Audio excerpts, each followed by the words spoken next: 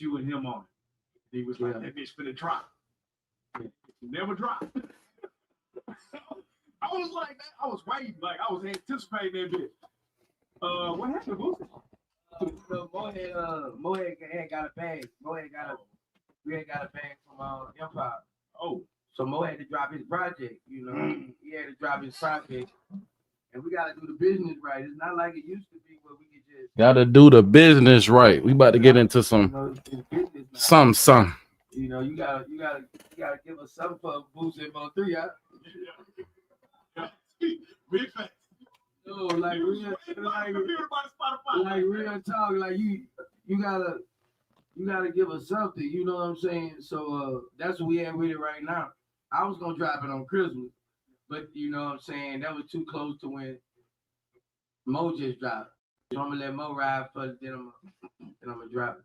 Man, speaking of Mo dropping, man, I seen you live, you know, where the thing came through saying, you know, Mo3 was saying he, you know, shot. And I seen you on live, you know, during that time frame. What's going through your head when you see that? Like, I ain't even believe it at first. I ain't even believe it at first. You know, I just be telling them be careful. You know, I try to stay out of all that shit, but I just tell them, you know, be careful. Man. It's funny. I was gonna do the same. Oh, my controller. Now it's funny. Sometimes you gotta go back. We went 6 years back, y'all. Boosie on the what which is now the blue couch, but Boosie definitely been on the blue couch before, y'all. Before it was blue. And in this interview, he speaks on Empire. He speaks on the business. You know what I'm saying? The business meaning the money, man. The basically that you can't just because you like a person, you can't just, oh, I like 3. Let's get in the studio. You know what I'm saying? It wasn't like that. He had to get that business first. Now a lot of people get it confused thinking that at one point Boosie was trying to sign 3, but that was never the case. Because Boosie had just came home and he was a working artist himself. Boosie has been doing great at staying relevant as far as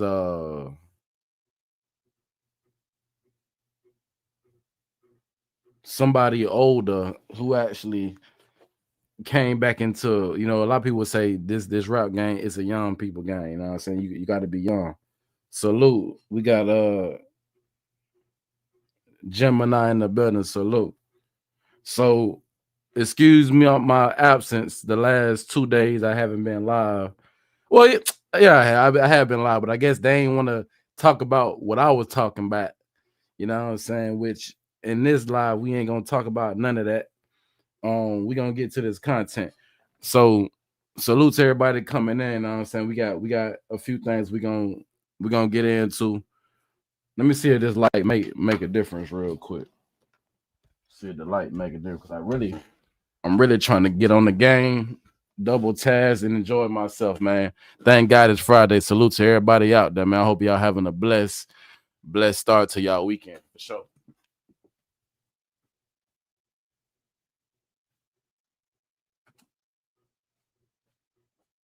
Did that do anything?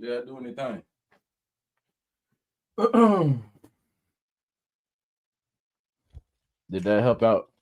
Well, it kind of helped a little bit.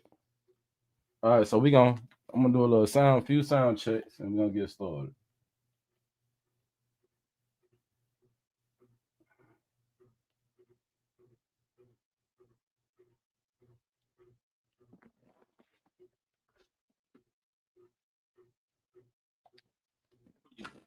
Coming through and just showing the city love, showing the people love.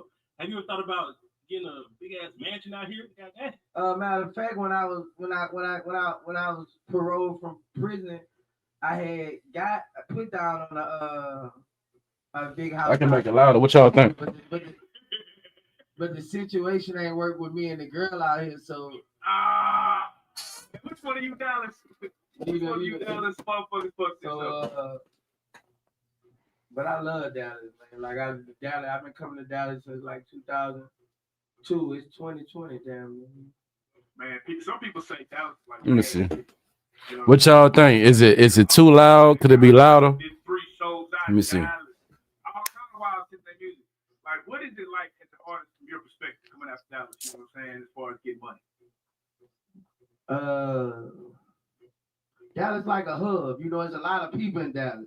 It's good. I So bet. therefore, promoters pay you a lot of money.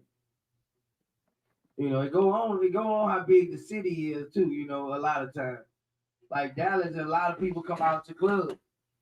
So you know, you get a check in Dallas. It always been, you know, sweet in Dallas, and they got a lot of street niggas in Dallas too. So if you get in the streets and get this verse money, you know, they got niggas in the streets booking shows. You know, that you know, nigga, you run across niggas in a mall or book a show, 50,000. You know, so it's kind of different though. I remember, man, we was doing a celebrity game. It was you versus and we just happened to be Team Whitney. You know what I'm saying? For you know, they put us on Team Whitney. Who got the better skills, man? You were Whitney, man, of course. Yeah, fuck with him, man. And he actually think he can beat me, but Webby can't fuck with me. He actually think he can beat me too, bro. Like.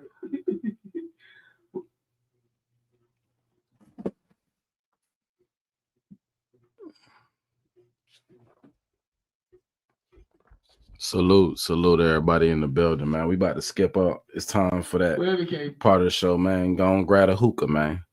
Go on, grab a hookah. Grab your favorite beverage.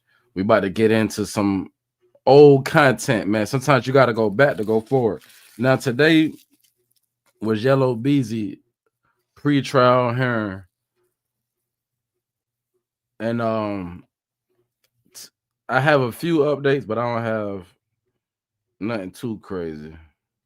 Y'all know Room 901 got everything, you feel me? So I'm probably gonna have to go run them back and catch up.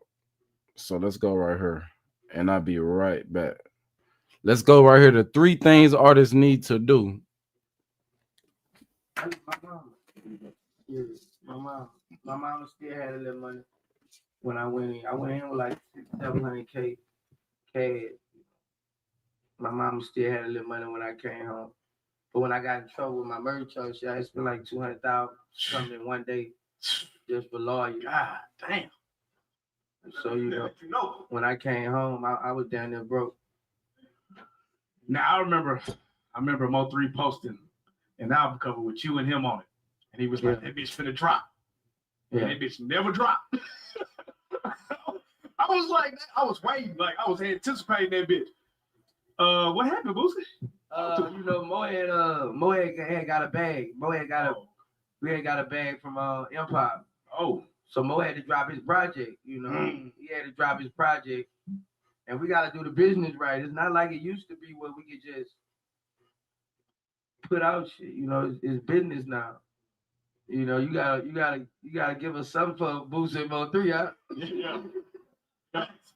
Big facts. No, like real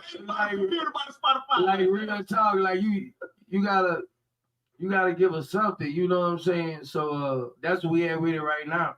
I was gonna drop it on Christmas, but you know what I'm saying, that was too close to when Mo just dropped. Yeah. So I'm gonna let Mo ride for then I'm gonna drop it. Man, speaking of Mo dropping, man, I seen you live, you know, where the thing came through saying, you know, Mo3 was saying he, you know, shot. And I seen you on live, you know, during that time frame. What's going through your head when you see that? Like, I ain't even believe it at first. I ain't even believe it at first. You know, I just be telling them be careful. You know, I try to stay out of all that shit, but I just tell them, you know, be careful, man. You know, I was gonna do the same stuff in my town forever and ever. I know Dallas be turned up as far as fans, especially the female fans. What city do you feel like you have the craziest fans, female fans, and what's the craziest thing you've seen a female fan do?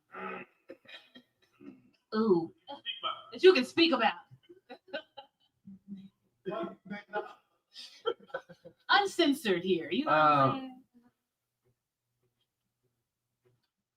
I'm saying? It's different because some cities women love me more as a person and a rapper. In some cities, women love me like as a sex symbol, like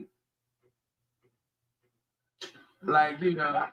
And I gotta ask you, Women, it's crazy, man. you have like what, an 18-foot bed or some shit? Have you used that bed to where from end to end, where it's full, where it's full of nothing but shit, nothing but yeah. And I had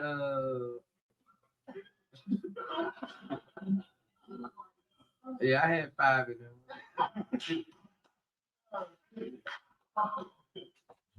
what does it mean to be a certified stepper? Because you hear that term stepper used a lot, but a lot of niggas don't really know what it means. They just be saying they step. I can't talk about it.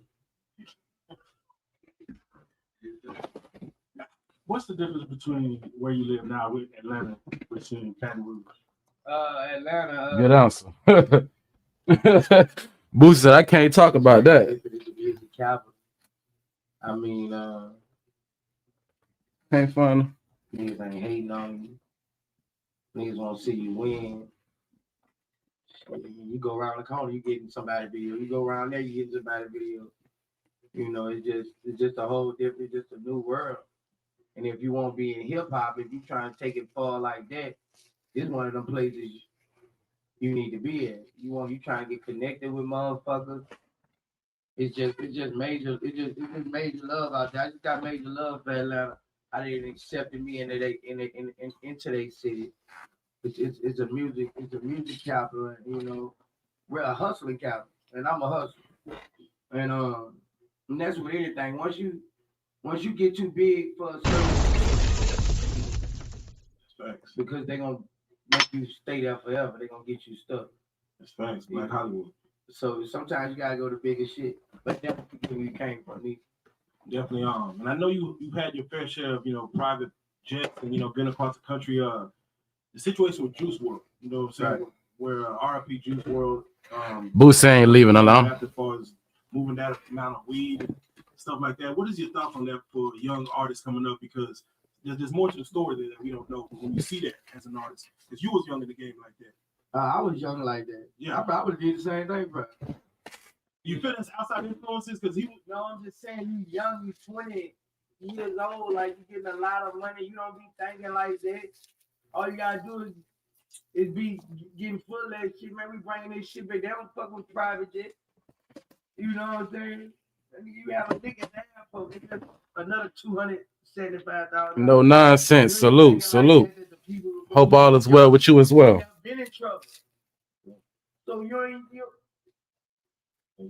getting $200 something to show they don't be thinking. You be young with all that money and they fuck you up. They had me fucked up.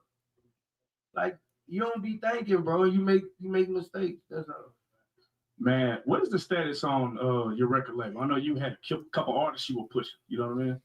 Right now I got Young Blue. He just did. No, we ain't gonna. 3 All right, hold on, boss. Now we can't speed past the fact that what that money do, man. We done seen too many artists come into the game, get that money, and then the money just ruin their life, man. I don't even need to start going down that road of how that money done ruin artists' life. The latest passing we seen Lil Papa, man. They say Lil Papa took his own life, and he wasn't even a major artist yet. But how many of y'all feel like sometimes the access is too much, and when you got this type of access and you dealing with this type of money, how many of y'all feel like the label should prepare these people, man, especially these kids, for dealing with these type of, you know what I'm saying, this type of money, man, so they don't end up losing their mental health, they regular health, buying all these different types of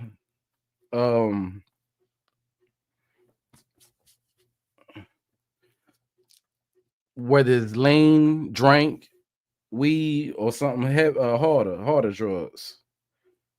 We see a lot of in the hip hop culture, these vices are pushed, and you got the youth feeling like they can't even function or be a good artist without being on these type of things, man. We seen this, and I ain't gonna lie, Atlanta, we guilty, man. We got a lot of artists that came out the A, but mainly y'all know the Future, one of the most famous one, man.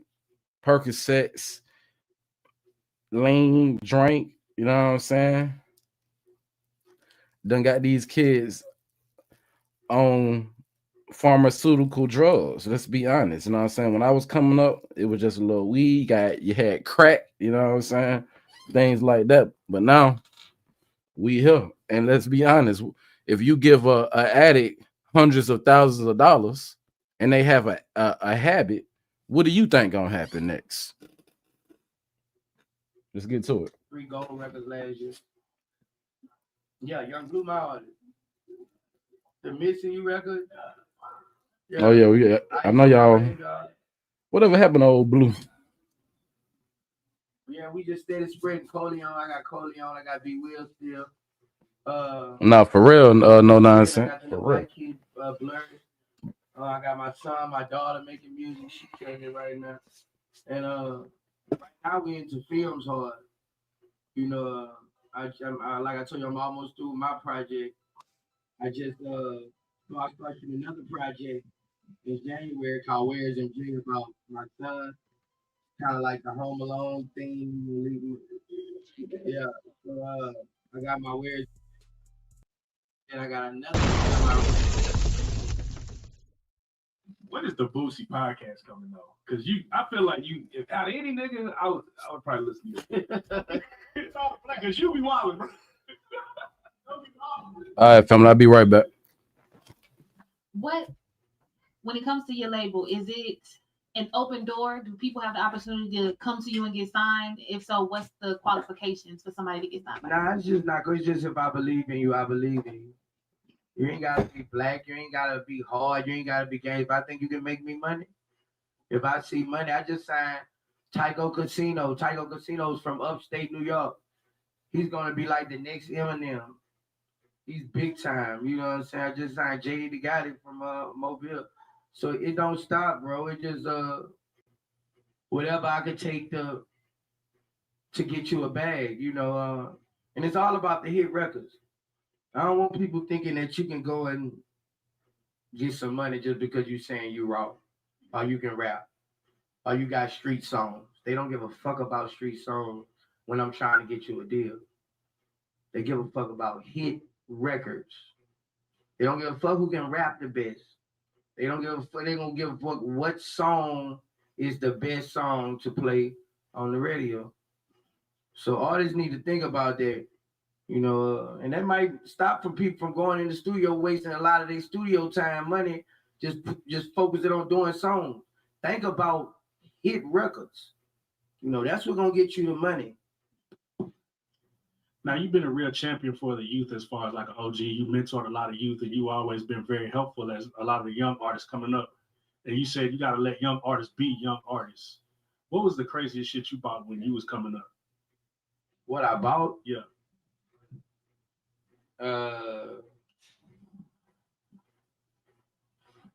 Shit, I was on tour one time and bought 2 keys of coke out Cali. You know, because they were cheap. Was it an easy flip? Was it an easy flip? Star. Yeah, that's real shit. Even what you bought, what kind of car you bought your son on? I bought my son the new Jag truck. Man, have you even seen him in that? How does that feel? You know, to know that he was able to, like, you know, because I don't know what your first car was as a kid. Probably some throws. His wasn't that exciting because of my 2 kids older than him. They got new Porsches and new Audis. So yeah, I was gonna say, is it kind of like a little rivalry between all them with different shit? Nah, it's just something I promised them when we was little. When they was little, that everyone when they turned 16, they were gonna get a new car. So I'm like, I got a couple of years now. I got Which one of them trying to jump in your jury? Which one of your little boys trying to jump in your jury? Tootie. He takes my jewelry, he takes my cologne. He takes everything. So what's next for Boosie? You know what I'm saying? You got the movies. Do you got a soundtrack? You got a album coming with Mo3? Do you got any other albums coming on the way? Oh yeah, I got an album dropping 12/20. When 12/20 is? That's like next week. Yeah. I got another album dropping on 12/20 called Go Talk. I just dropped the album on my birthday called Talk That Shit. I just dropped me and Zaytoven album 3 weeks before that. So I'm just eating up this independent money right now and doing my thing. Speaking of birthdays, Boosie. Oh, I got my chips. Yeah, Boosie chip. Yeah. I got my chips. I got my cologne. I got my perfume. www.boosiecologne.com for the perfume and the cologne. I got the chips. I got the cheese puffs now too. If y'all ain't taste the cheese puffs. I got the noodles. I got the noodles coming in 3 months. So the noodles fire. I'm talking. What flavor? What's the flavor? You think them chips? You think them chips? What flavor you got? I got Louisiana hot and spicy chicken. Hey man, you said you dropped the tape on your birthday. What was your birthday? November 14th. Yeah. You know what's crazy? What? Today my birthday, December the 14th. Happy birthday, dog. Really? I had to say that. Yeah, that's real. Man, I remember. I got to say this. We got a cousin from Mississippi. Yeah. Some years ago, this back early 2000s, and them niggas was coming from Mississippi, showing us your music. You know what I'm saying? You legendary, bro. You have overcame some circumstances a lot of niggas would have folded. You know what I'm saying? And we salute you for that. I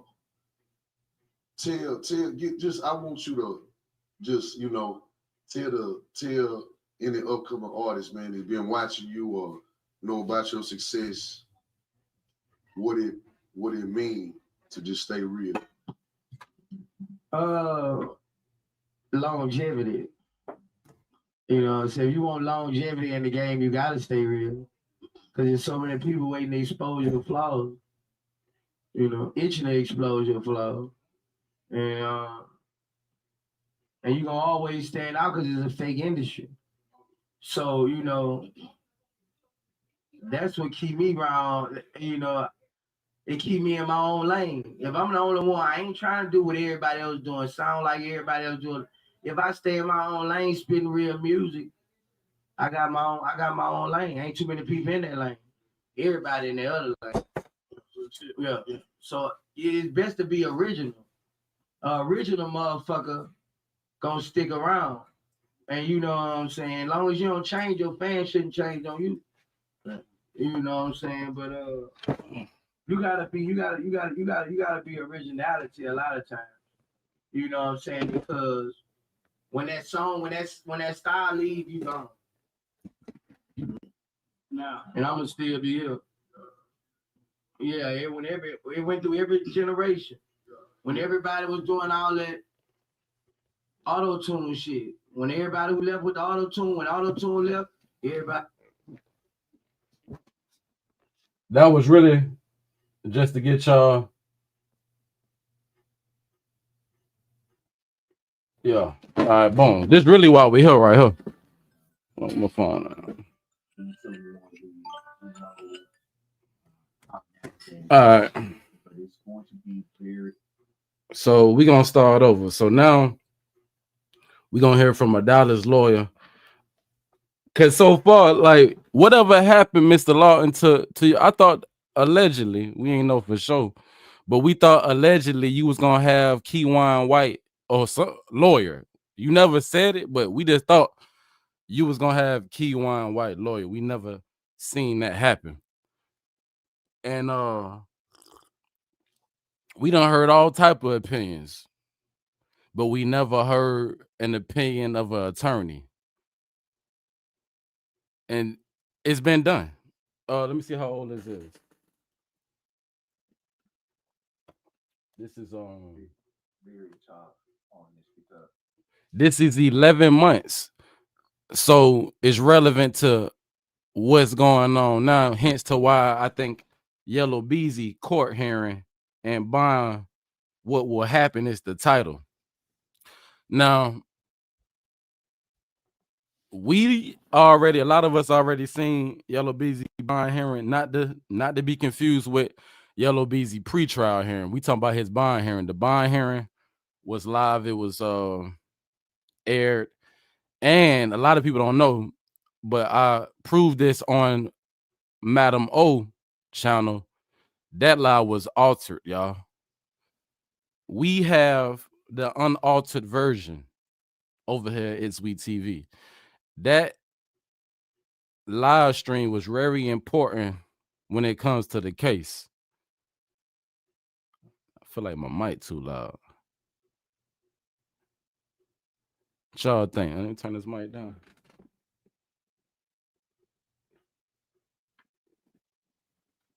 Turn it down just a little bit.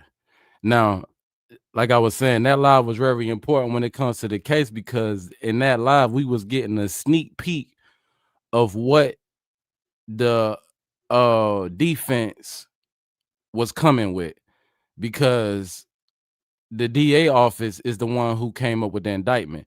Yella Bezzy got all them lawyers to fight for his freedom. The DA office job is to prove without reasonable doubt that their indictment can hold in a court of law, and in front of if it has to go to a jury, it can hold against 12, y'all. Unbiased mind. What's supposed to be unbiased mind.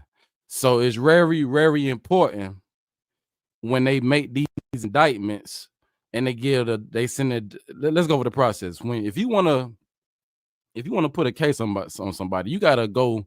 You know what I'm saying? You ain't catch them in the act, right? You have to go in front of a judge and ask the judge for a warrant. The judge issues the warrant and tells the sheriff that it's okay to go ahead and snatch this person out of their everyday life. Right? And that's what happened to Keywan White. That's what happened to Devin Brown. Sort of, but kind of. The reason I say it ain't happened all the way like that, because what happened was the feds came in first. Some would say the feds was working with the state in doing this, but the feds came in and locked them up for something that had nothing to do with Melvin Noble death. And then later on down the line, they came in and put more charges on them. So we about to listen to an actual professional, you know what I'm saying, an actual attorney break down what we all seen and what he think are the possibilities in this case. Now, I don't know if he know what we know, because we know a lot. Let's be honest. We don't know everything. He might know more than us. He might not. You know what I'm saying? But let's get into it real quick. I feel like this will be a good, you know what I'm saying, chill vibe. I'm about to play the game, and we're going to break this down. A bit more the same difference. do not harass witnesses or anyone. Check the volume. In this case, and that's going to be extremely crucial. Extremely crucial, and you really have to definitely watch what you say.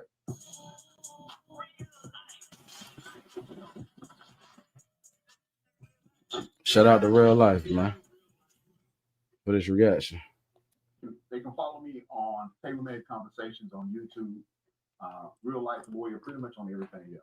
Instagram, I'm going to turn him Twitter, also on what's TikTok is back. I forgot about that. TikTok is back. Right. And so you can follow me on TikTok, and then also Larry Taylor II on Instagram.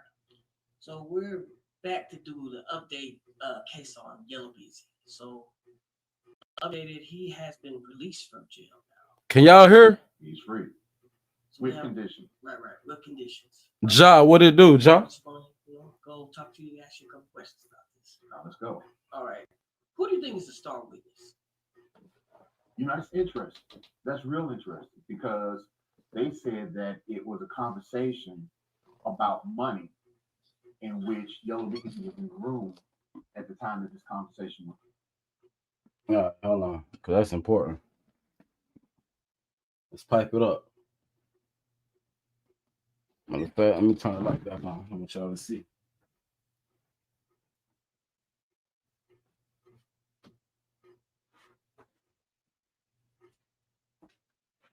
I want y'all to see my face expression.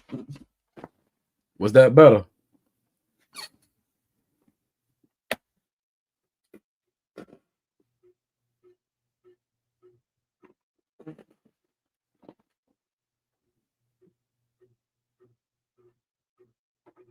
Let's pipe it up.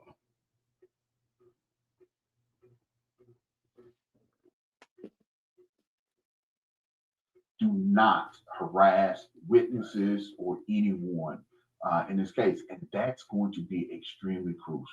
Right? Extremely crucial, and you really have to at that point watch what you say.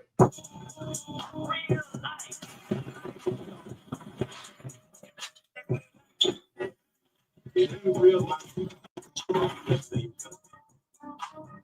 life street All right, bet.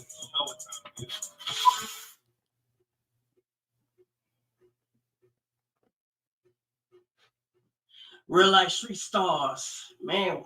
We had to get him back to real life lawyer Larry. Man, first of all, Larry, tell us how we can get in contact with you. The viewers want to know how they can follow you. Well, they can follow me on Tailor Made Conversations on YouTube, Real Life Lawyer, pretty much on everything else, Instagram, Twitter, also on what's TikTok? It's back. I forgot about that. TikTok is back, Right? And so you can follow me on TikTok, and then also Larry Taylor II on Instagram. So we're back to doing the updated case on Yella Bezzy. So updated, he has been released from jail now, right? He's free So with conditions. Right, with conditions. With conditions. So we just want to, go talk to you and ask you a couple questions. Let's go. All right. Who do you think is a star witness? You know, that's interesting. That's real interesting because they said that it was a. So that's the first thing that everybody said. The conditions is very important because the conditions could lead to him actually being back incarcerated. But it looked like he been doing good at staying out the way, not violating any of his conditions. And let's be honest, since he been out, I think he already had I think the judge came in and made it to where he can go to the studio, because at first he couldn't even. Hold on, let me turn this fan on.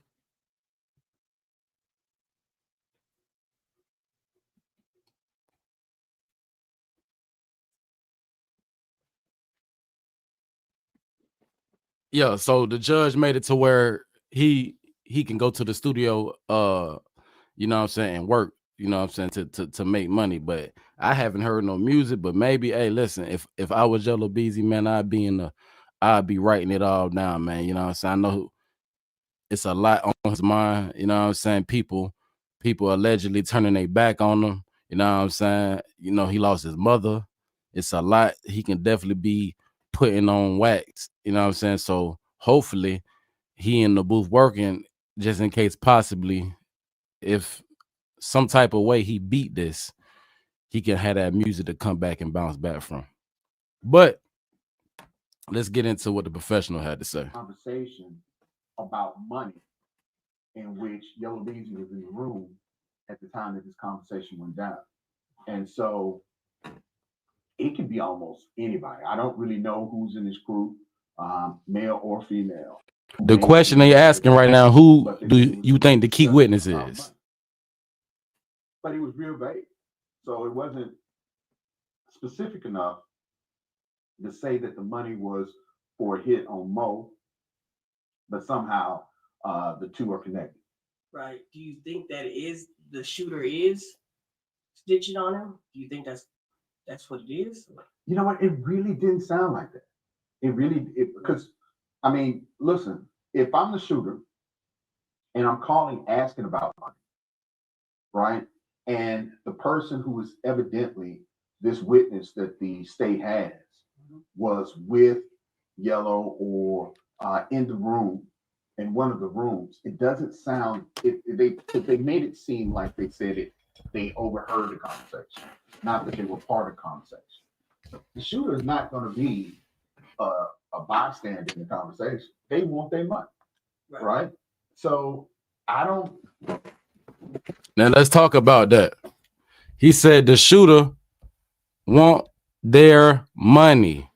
He's saying whoever this key witness is somebody that was actually had to been there for the conversation. If you a key witness and your testimony is good enough to prove that there was remuneration, you had to have been in that room. Let's talk about that. You know what I'm saying? But I'm not gonna get too deep in. Because there's a lot to cover. But let's think about that while he talk. How about that? I'm not really leaning that way right now. Let me say this, clean this up. Now, could this person who overheard the conversation give the state enough to where they put enough pressure on the shooter in order to testify or to come forward? Maybe. That's always a possibility. But as of right now, it didn't sound like that during the bond hearing. Do you see the feds getting involved? You never know. I mean, they kind of had their foot in the water already. You have the one defendant, if not both defendants, currently in federal detention center. So you just never know if that could play a role. There's always that wheeling and dealing between the state and the feds, as far as do you have evidence that can bring forth a case that will benefit both agencies?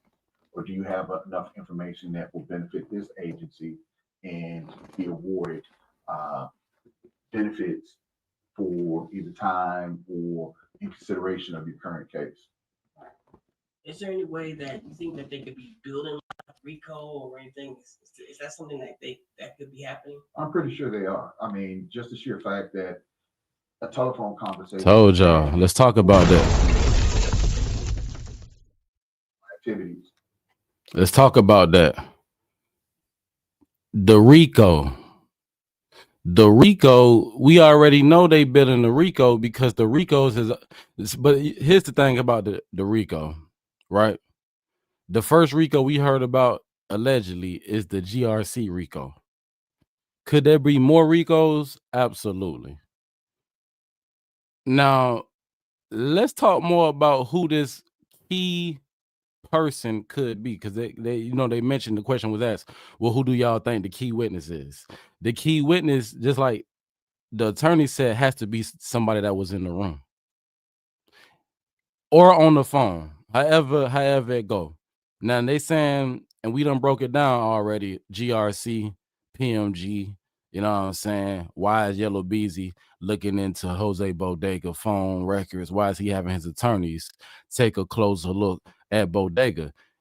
And then we go and we thumb through the interviews, which we got more. We might even get into some on this channel, and we start seeing Bodega say, you know what I'm saying, he been knowing Bezzy for a long time. It's like his brother. They've been taking a lot of trips together, going out of town. And basically, you know what I'm saying, it kind of give trust. You know what I'm saying? Now, do we think that Jerry Johnson and Yella Bezzy had that same trust? I don't think so, y'all. I think Yella Bezzy and Jerry Johnson definitely know each other, but they wasn't as close as Jose Bodega and Yella Bezzy. You hear me? Don't forget, Jose Bodega was the same person who said he had to put hands on Roy Lee that day when Yellow and Roy Lee got into the little quick squabble, you know what I'm saying? And it went how it went. We already done broke all that down. So we talking about somebody who really ride for Yellow. We ain't never heard of Jerry doing none of that, or, you know what I'm saying? At least to my knowledge. But anyway, we going into who could this key witness possibly be? It got to be somebody close. Do y'all think that Yellow trusted Bodega to, you know what I'm saying, spread the wealth and maybe allegedly the awareness? Fair use is definitely in effect, family. Fair use. Just educating my people to everything that's been going on and developing, you know what I'm saying, opinionated commentary. Copyright disclaimer under section 107 of the Copyright Act. Allowance is made for fair use for purposes such as criticism, comment, and news reporting, teaching, scholarship, and research. Fair use is a use permitted by copyright statute that might otherwise be infringing. So let's get back to it. Now, it's already been put out that GRC stands for Get Rich Cartel, right? And when it came to the actual other meaning, it means get rich clothing. It depends on who you're talking to. It depends on what you need. You know what I'm saying? They can get you the GRC clothing and they can get you the GRC pack, allegedly. But the question that we talking about right now, is there a RICO brewing? The attorney said, heck, yeah, it might be a RICO brewing. And we gonna go off the fact that ain't Jerry already in the feds? Ain't Jerry already working on playing up? Huh?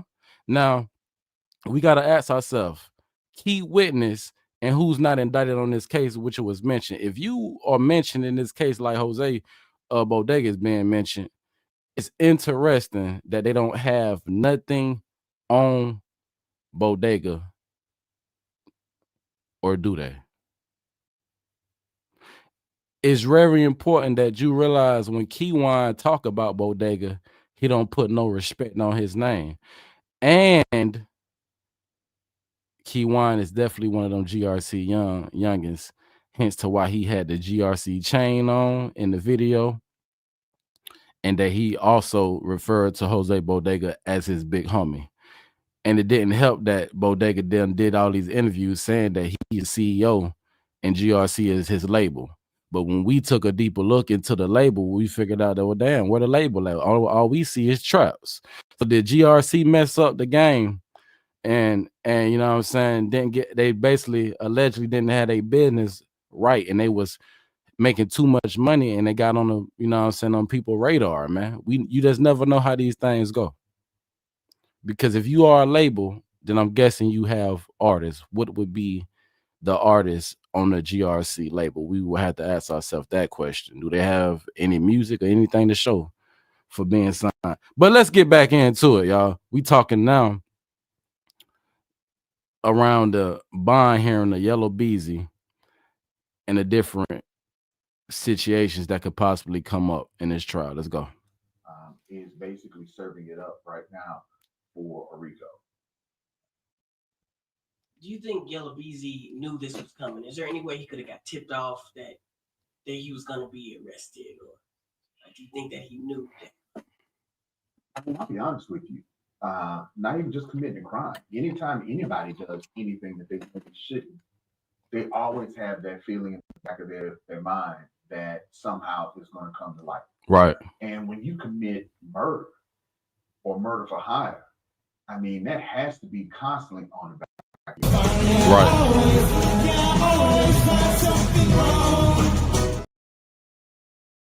We always talk about they did everything by themselves. My fault. I don't know. I didn't mean to do that. So if they did it by themselves, you kind of have more control over what may happen or what could happen, and have an idea of what is happening. But when you have multiple people or potentially multiple people involved, it's very hard for you to understand and know where the authorities might come. You think there's more like video angles than the one that they showed at the trial? Man, that was pretty good. I'm gonna correct you. Hearing. It was a hearing. Because I don't want the viewers to jump on you because you keep saying they jump on me too. So yeah, they jump on me too. But it's welcome. It's welcome. I always enjoy the comments, even the ones who aren't as favorable or nice.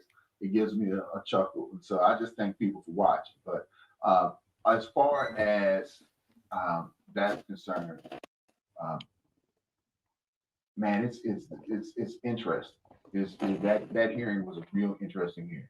So like the videos, I mean, you think there's any more? Like You just never know. That part of 35, there is just depending on what point, cross point. because it seemed like the video was coming from the truck. It was coming from the truck. They said it was a Kroger truck. Right. So it's coming from a Kroger truck, but it looks like it was either right past or close to the entrance ramp on the HOV lane. And I do think there's a camera on that in that area on one of those beams. And so there could Pause. Now we getting into it. Now we getting into the real interesting things that may come out in this case. Were there more camera angles and footage? I have the answer to that, y'all. Yes. It's in the paperwork. Matter of fact, not only is it in the paperwork, you have Keywan keep coming to the internet thinking he about to spin these people. He think he Woody 3.0, y'all. He think he the Texas Oak Cliff Lil Woody. He think he about to get up there and spin everybody till they get dizzy, and then miraculously he gonna beat this. I'm about to pull up something real quick. And the question, so I don't forget where we at. The question is, they was asking the attorney, do they think they have more camera footage that may come out? And he said possibly yes. And then he said, especially on that beam right there on 35. So there might be a light beam and they got a camera attached to it, or it might be you just never know what type of beam it is. There's no, we talking about highways. Is my audio going up?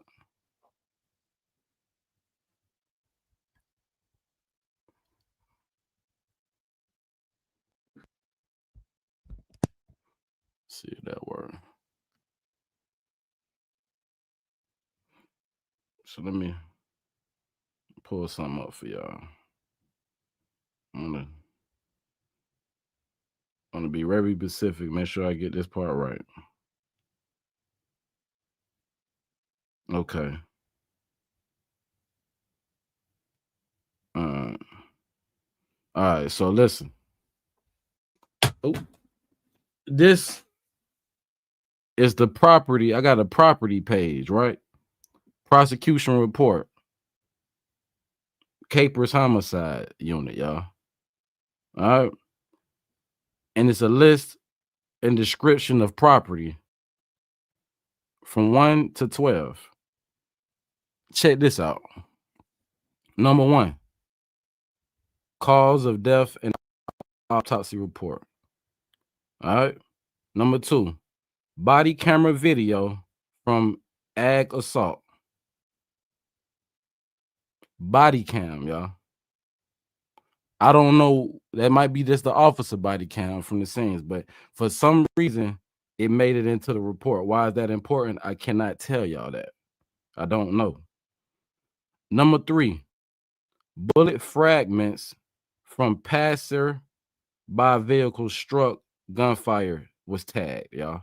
I'm gonna say that again. Bullet fragments from passer by vehicle struck. You hear me? It's definitely in here, y'all. We got a lot of witnesses, and let's be honest, it was people on that highway that who cars was hit up while all this stuff was flying. That could possibly be the truck, but that was tagged. Then number 4, the 911 calls. It's interesting that some of that we already heard. If you in this sector and you know, we done heard some of the police calls, and that was interesting. The thing that piqued my interest the most was when they said they see a suspicious truck sitting to the side, and then somebody reported over the radio that those are us. Like, don't worry about that. We'll talk about that down there on the back scene. But let's get back to this. So 911 calls will be number 4, right? Check this out, y'all. Number 5 says cell phones with an S, plural, seized from suspect white. Tag number 225176B, y'all. Now, why we know that ain't no, and you know I ain't capping. Like I said, you got Keywan over there trying to rewrite the goddamn story, throw everybody off they, you know what I'm saying, they game, thinking he gonna goddamn play in everybody's face. Talking about them ain't his phones. He don't have a phone. He don't have a number. You know what I'm saying? He basically saying that he utilizes Instagram to converse back and forth with anybody he need to talk to. How many of y'all believe that? You talking about you getting picked up, you going out of town, you riding around in a bulletproof with Yella Bezzy. Nigga, you got a phone. I know you don't want to make sure you miss certain trips and you depending on IG message or Facebook Messenger to communicate with your, you know what I'm saying, your peoples. How many of y'all believe that?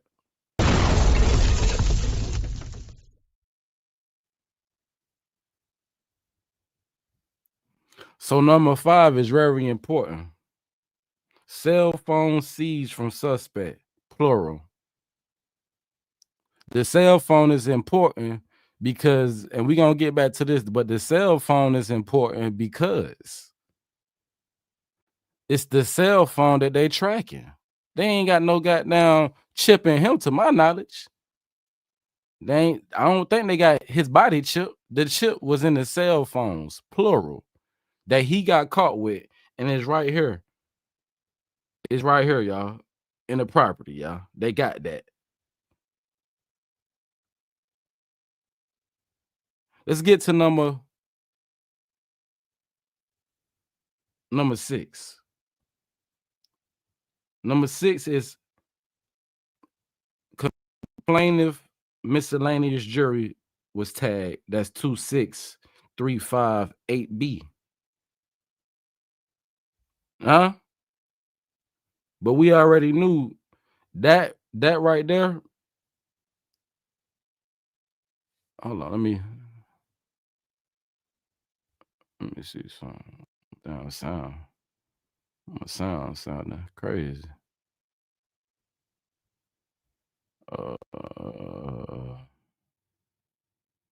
Am I too automatic? Just gonna turn it down. All right, so mic check 1 2. All right, we back. So salute to you know what I'm saying, to the people in the building, man. Who lying? Dang, I gotta get down, pay attention to the comments. She straight up lying. Go, who lying? That's fake. Oh, y'all gotta pay attention.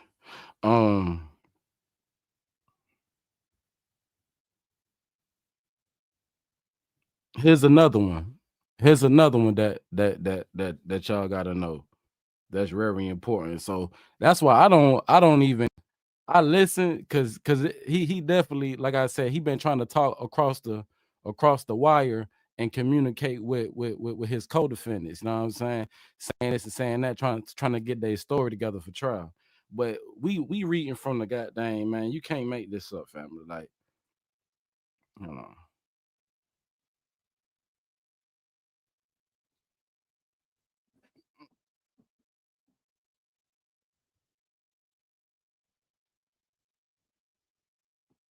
It's right there, y'all. You hear me? Yeah. So yeah, it's from the report. Let's go to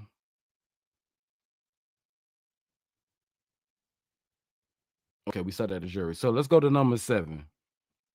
Money from complainant vehicle tag number 02321M.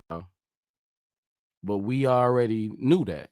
But we gotta admit that's pretty interesting that we don't know how much money, but a number has been put out in the streets. Who would know how much money 3 had on him, y'all? I'm hearing 30,000, but how could anybody know? Maybe that's just a number that was put out there for them people that's working so they can see who say what. Because maybe they put out any number so somebody, nuh-uh. Oh yeah, Keywan. Oh yeah, Keywan definitely lying. They putting out these numbers just to see if anybody because they know. I'm telling you the property report. They know what they got in property. They got money in property. There was no secret. It was never a secret that they had money in property. Now, what I'm not seeing in this property though is no darn on Mo3 or complainant cell phone. That's interesting, y'all. Why don't we hear about Mo3's cell phone being in the property, y'all? But let me finish reading. No. Let's pause right there. I'm gonna finish reading. Why isn't it a reported cell phone? You got the jury, you got the money, you got the car, but no phone. It made me go all the way back to Countdown John, man. I got 3 phones, man. Who went and picked up that man's phone, man? In the middle of a dang on crisis. Huh? Or the phone was released to the family, but that just don't make sense. If you're gonna release the phone to the family, why not release the jury? Why not release the money? How is the phone missing? But let's move on. This next one gonna put this next joint I'm about to say is basically the nail in the coffin, y'all, for Keywan, because this is very, very important. Suspect white's clothing, evidence tagged. 265-756B, y'all. Huh? The clothing has been put in property. Now I want y'all to understand that usually your clothing becomes property, but it ain't put into the prosecution report because it shouldn't be relevant. What you was wearing when you got brought in should not be relevant, right? But this clothing is relevant for a reason, y'all. It's because it goes back to them cameras. It goes back to him being on camera. It goes back to DNA evidence. But y'all, hold on. Let me go to the chat. I've been missing. Let me see what the chat say real quick. How y'all feel about that? It's so many CCs saying it was this person, that person. The highway camera should be able to find who picked the phone. Exactly. Best believe it. Now, seeing who picked it up and identifying that person and finding them could be a whole different ball game. But let's be honest, from what I know about my city, man, they got them cameras like 8K, man. Them cameras, if you ever got a ticket, them cameras so good, they not only can zoom into your tag, but they can zoom into your windshield and look at who was actually driving the vehicle.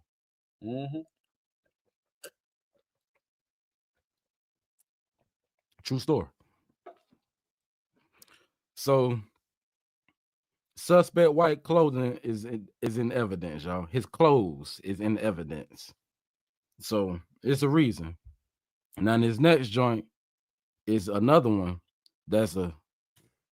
it kind of paints the picture. This next joint kind of paints the picture of exactly why he's locked up, y'all. Check this out, right? FCC's tag. I'm about to look that up. I don't know what FCC stand for, but I think I know. Well, no, I'm not gonna look it up right now. I don't want to make this prolong this too long. But I would think that the FCC. Nah, I got it because I think I already looked at FCC, comma S. Hold on. Let's look that up real quick. FCC.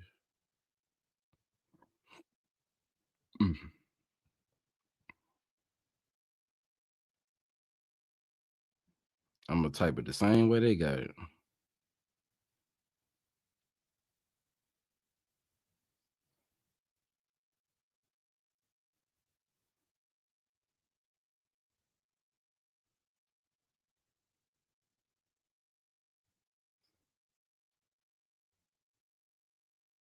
So much coming up. I need more detail.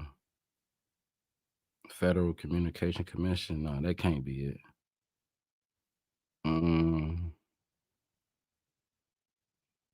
Put the tag on it. See what happens.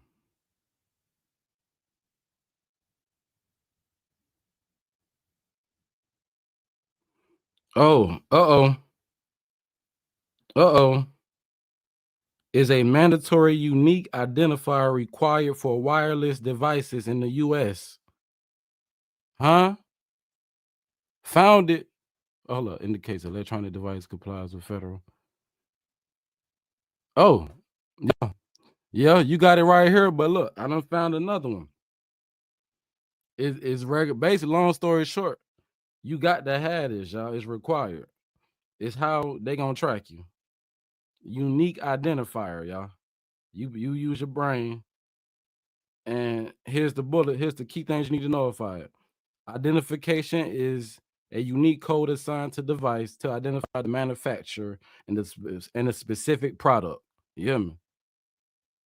That's the identification part of it. The compliance part of it is the tag indicates that the device has been tested by a lab and complies with the FFC rules, ensuring it won't cause harmful interference. All right. And then it says the location part of it works like this. FCC IDs are generally found on a label on a device such as under the battery, on the back, or in the device settings menu label. Let's be honest. Y'all see what's going on here, right? Users can use the FCC ID to search a public government database for details like test results, user manuals, and photos. And then it also says another bulletin point is the broadband labels. In addition to device tags, the FCC now requires providers to display nutrition style labels for broadband services, highlights, and cost data, which we already know. That's some of the reason why you can be thinking something up, looking for something, and then it just pop up in your search engine. Big fact. So this, wow, we just broke something all the way down. They got that. How many of y'all knew they had that? The FCC. Oh, the FCC is why he cooked. So he can keep thinking he got nothing on. He's spinning on it. These folk got FCC tag number 265745B, y'all. Now check out this next part. And we didn't even get into this yet. It's a build up, right? Check out this next part. DVR system. You hear me? DVR system is in evidence, y'all. DVR system. If you don't know what that is, that's the camera system. If you got cameras in your facility, the DVR system is needed for that. So we don't know if they got recorded I don't know. 'Cause some people don't DVRs don't be recording. Some people just got them for live feed, right? But that ain't all they got, y'all. They got a laptop. They got 3 iPhones. They got a Samsung phone, and they got the address where they picked it up. But we not gonna even get into that. Now, why that's important? Because it goes back to the clothes, y'all. How many times we seen folk do what they do and don't get rid of the damn clothes? They done probably went through your dirty clothes hamper and possibly allegedly. That's why it says suspect white's clothing evidence is tagged, y'all. But listen, y'all, it's gonna be a lot going on. It's gonna be a lot to break down. And let's be honest, you can't make this up, man. You can't make this up, y'all. You can't make this up, family. You just can't make this up, man. So not only that, they got another address where they found 3 rifles and ammunition that they thought was important, y'all. And they got narcotics too. But anyway, yeah, I think a lot of people should know that. I don't think a lot of people knew that, but it's very important that y'all know that, man.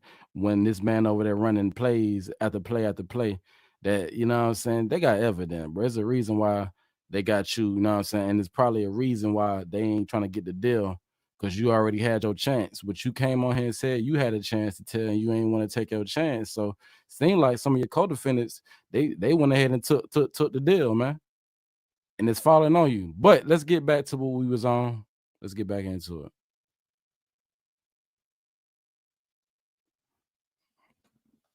Be another angle. But the interesting thing too is part of 35, there is, just depending on what point, cross point. Because it seemed like the video was coming from the truck. It was coming from the truck. They said it was a Kroger truck. Right. So it's coming from a Kroger truck, but it looks like it was either right past or close to the entrance ramp on the HOV lane. And I do believe there's a camera on that in that area on one of those beams. And so there could be another angle. But the interesting thing too is, let's say the shooter took off his mask at any point during that ride and he stayed on the freeway. Depending on where he went on that freeway, there are cameras up and down these freeways. Right. They could have potentially gotten a good shot of his face. That's something to think about, y'all. Easy get a good spot. I mean, I said it last time. Constitutionally, you can't keep someone in jail.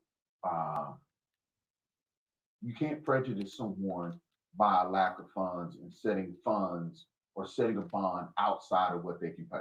That was all part of that federal lawsuit that the prosecutor talked about, because you had people in other states on traffic tickets in which bonds were set that kept them in jail, causing people to lose their jobs, in some cases causing issues with women or men who had children at home, not being able to get back home and take care of them. So it created a quagmire of problems. And so the law is basically set to set a bond that is reasonable, right? Based on both the crime and what that individual is capable of doing. When someone is a prosecutor, could this be personal? Like ever? Like when the way he's talking, seems like, it just gets very personal. Like these jabs, it's, So what do you say to that? Prosecutors talking, should not be out, and it's dangerous. All that. That's just the script.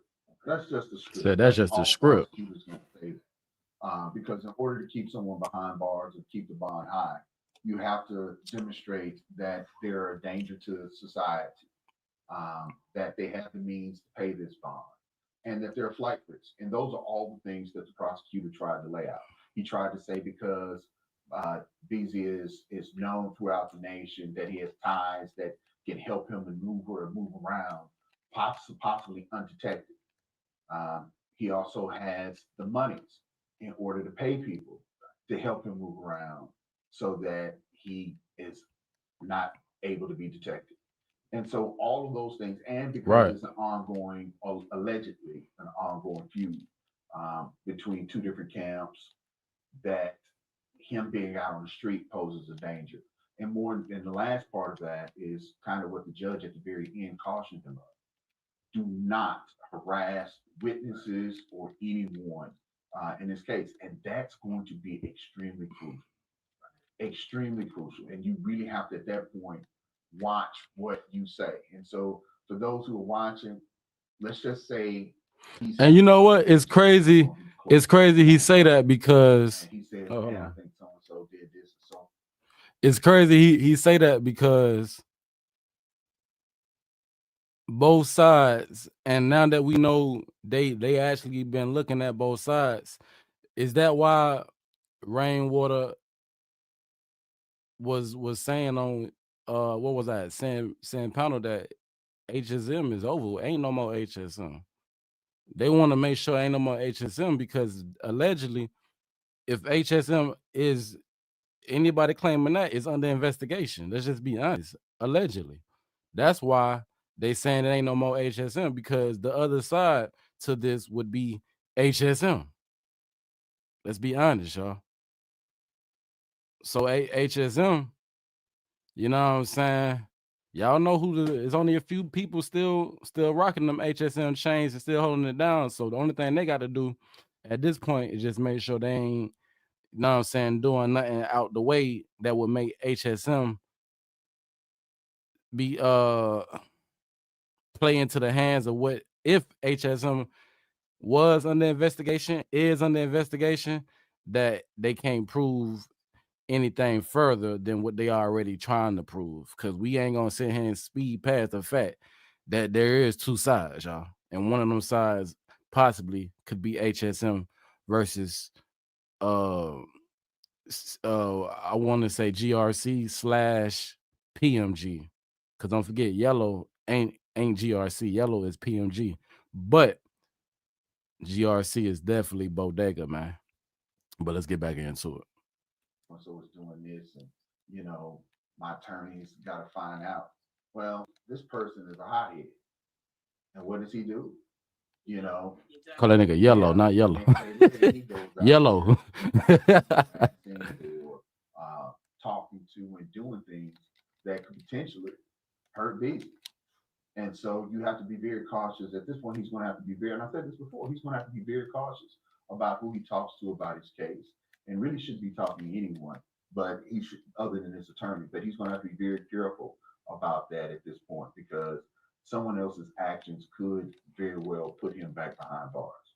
Right. Him having a bulletproof car, does that help hurt him? You know, it was a scare tactic. And I always hated this part of criminal cases, right? So, for example, I drive a car. I have a car, and it has all. Oh yeah, I like this point right here, y'all. Check this out. Right. Right. And it looks like a car you might see in a rap video, but that's kind of my toy. That's my car. That's my culture. Right. Right. It's not anything outside the norm. But if you're visiting the culture from the outside and you wanted to paint a picture of me, you could say, "Oh, this dude, you know, he's a lawyer, but he's hood because he drives this particular car and it has this particular rims, and we see it on videos, and so because of that, he's a danger because he subscribes to this particular culture." No, dude, that's just what I like, right? Like I don't downplay people for liking caviar, right? Like you hate the ocean. Right. And so you can spin things on someone just because you're not a part of it, because you don't understand it, or you have a little bit of knowledge about it, and you try to characterize everyone who subscribes to that culture in the same box. And a bulletproof vehicle, the man just got shot. Right. And so I think the new Tesla is bulletproof. Mm-hmm. So if he had bought that, Respect. right? So is everyone in Highland Park that drives one of those, are they a flight risk and a danger to society because they drive a bulletproof vehicle? No, that's not that's why I think Judge Lewis didn't really fall for that. Does it help that I mean, when the bystander is shot on the freeway, what is his rights in the case? Like, He's a victim. right. He's a victim. He's a victim in the case because just think about it. If you and I are sitting right here doing this interview and someone throws a rock through the window trying to hit someone else and we get injured, we had nothing to do with that. And what it does is shows the level of danger posed by these individuals and what they're willing to do in order to get at each other. Do you think he'll testify? By all means, he's gonna testify. Right. So Let's he do- probably seen something that he probably knows more. He could very well be asked to identify the shooter.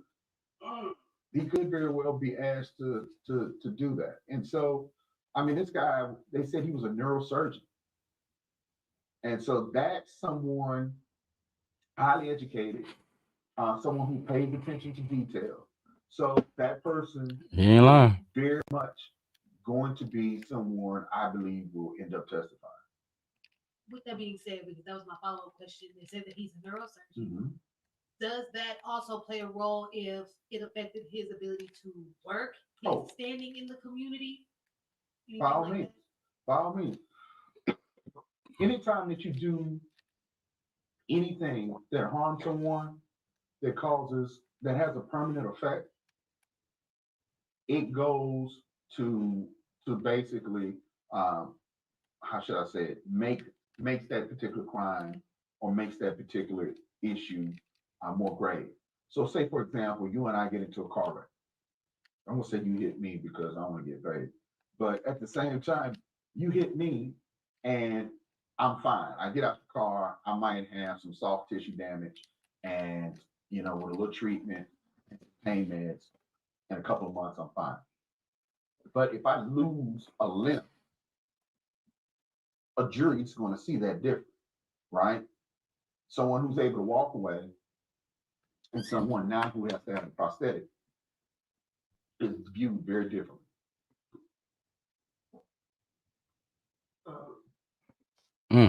Is the evidence weak?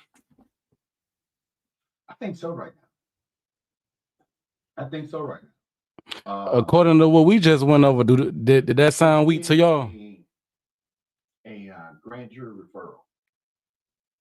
So that means that the police department basically put together some information and presented it to a grand jury and allowed the grand jury to make the decision to move forward with the prosecution.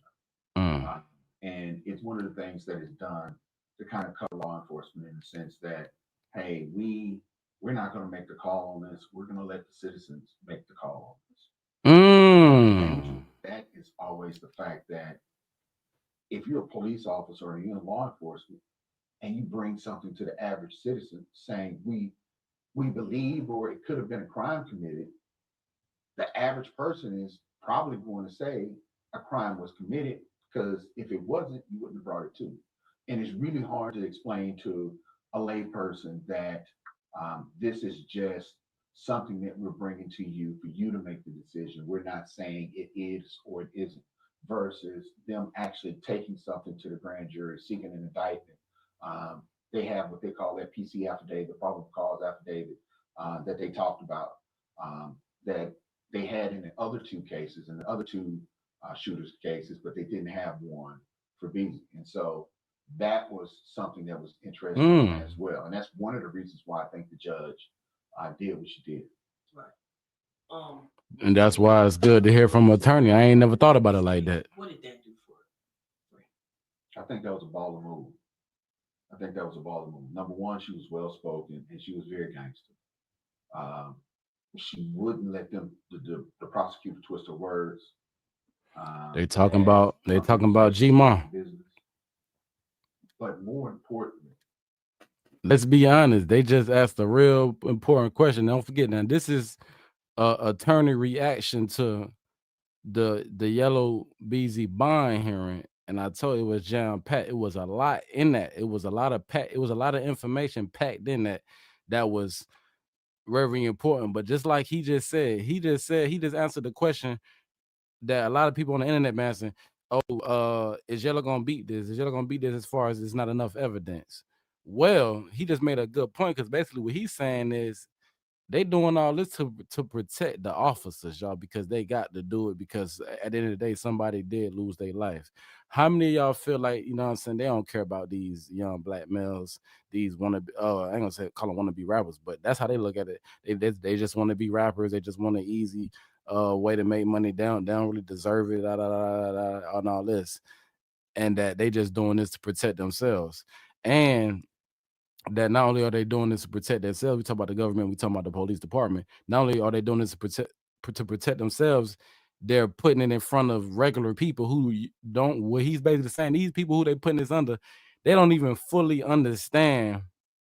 They just here to do their job and analyze the information that's going to be put forward and put in front of their face, right? And it's going to be up to them to basically judge this whole situation. So this situation basically will be judged by the average person, man, not people who understand law, which is always a scary thing. But let's get to it.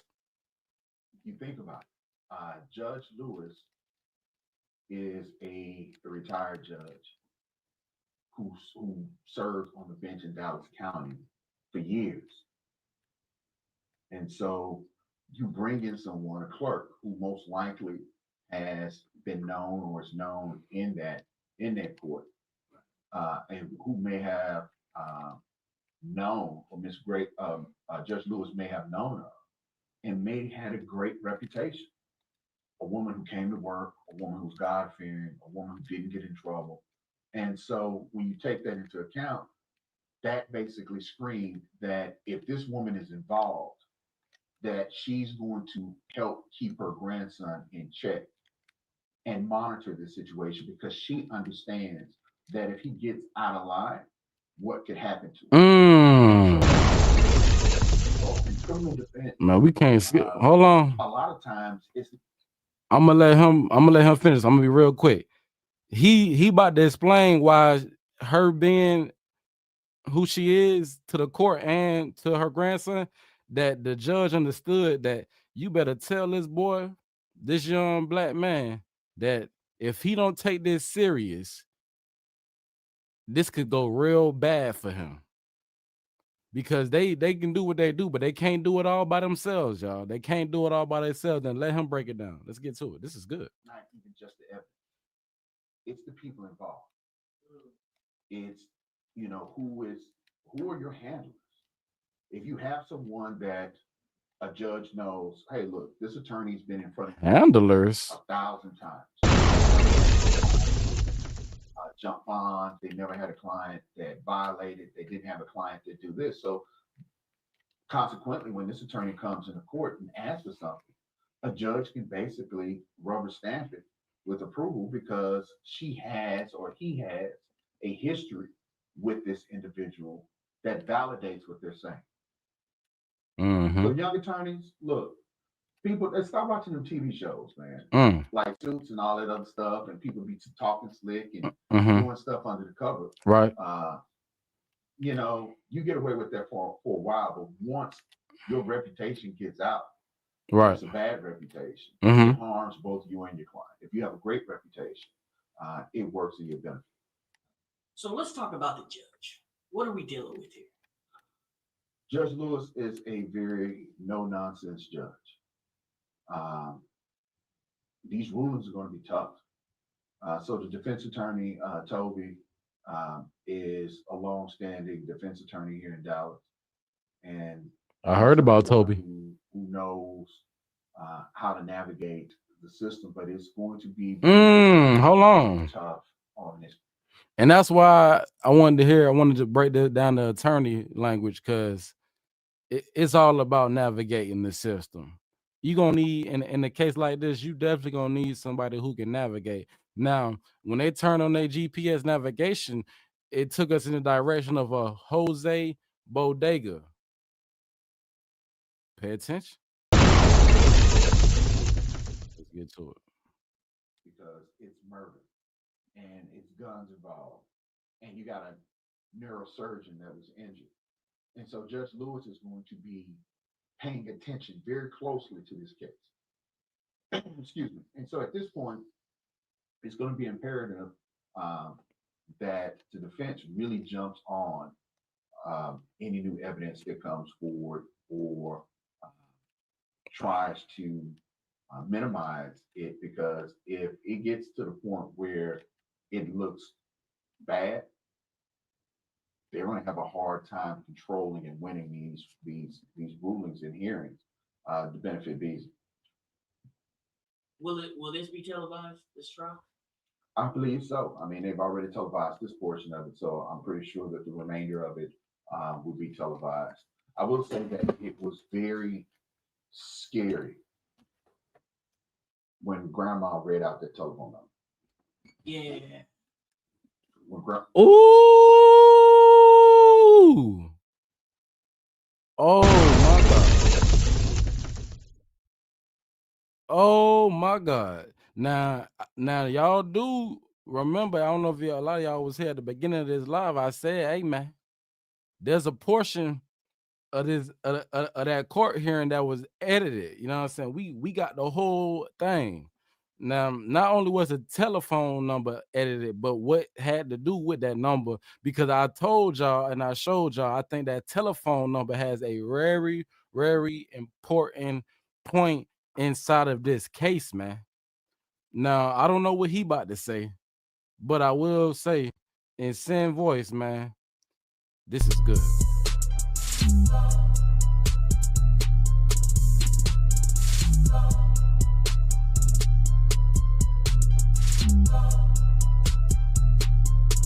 Y'all hit that like button.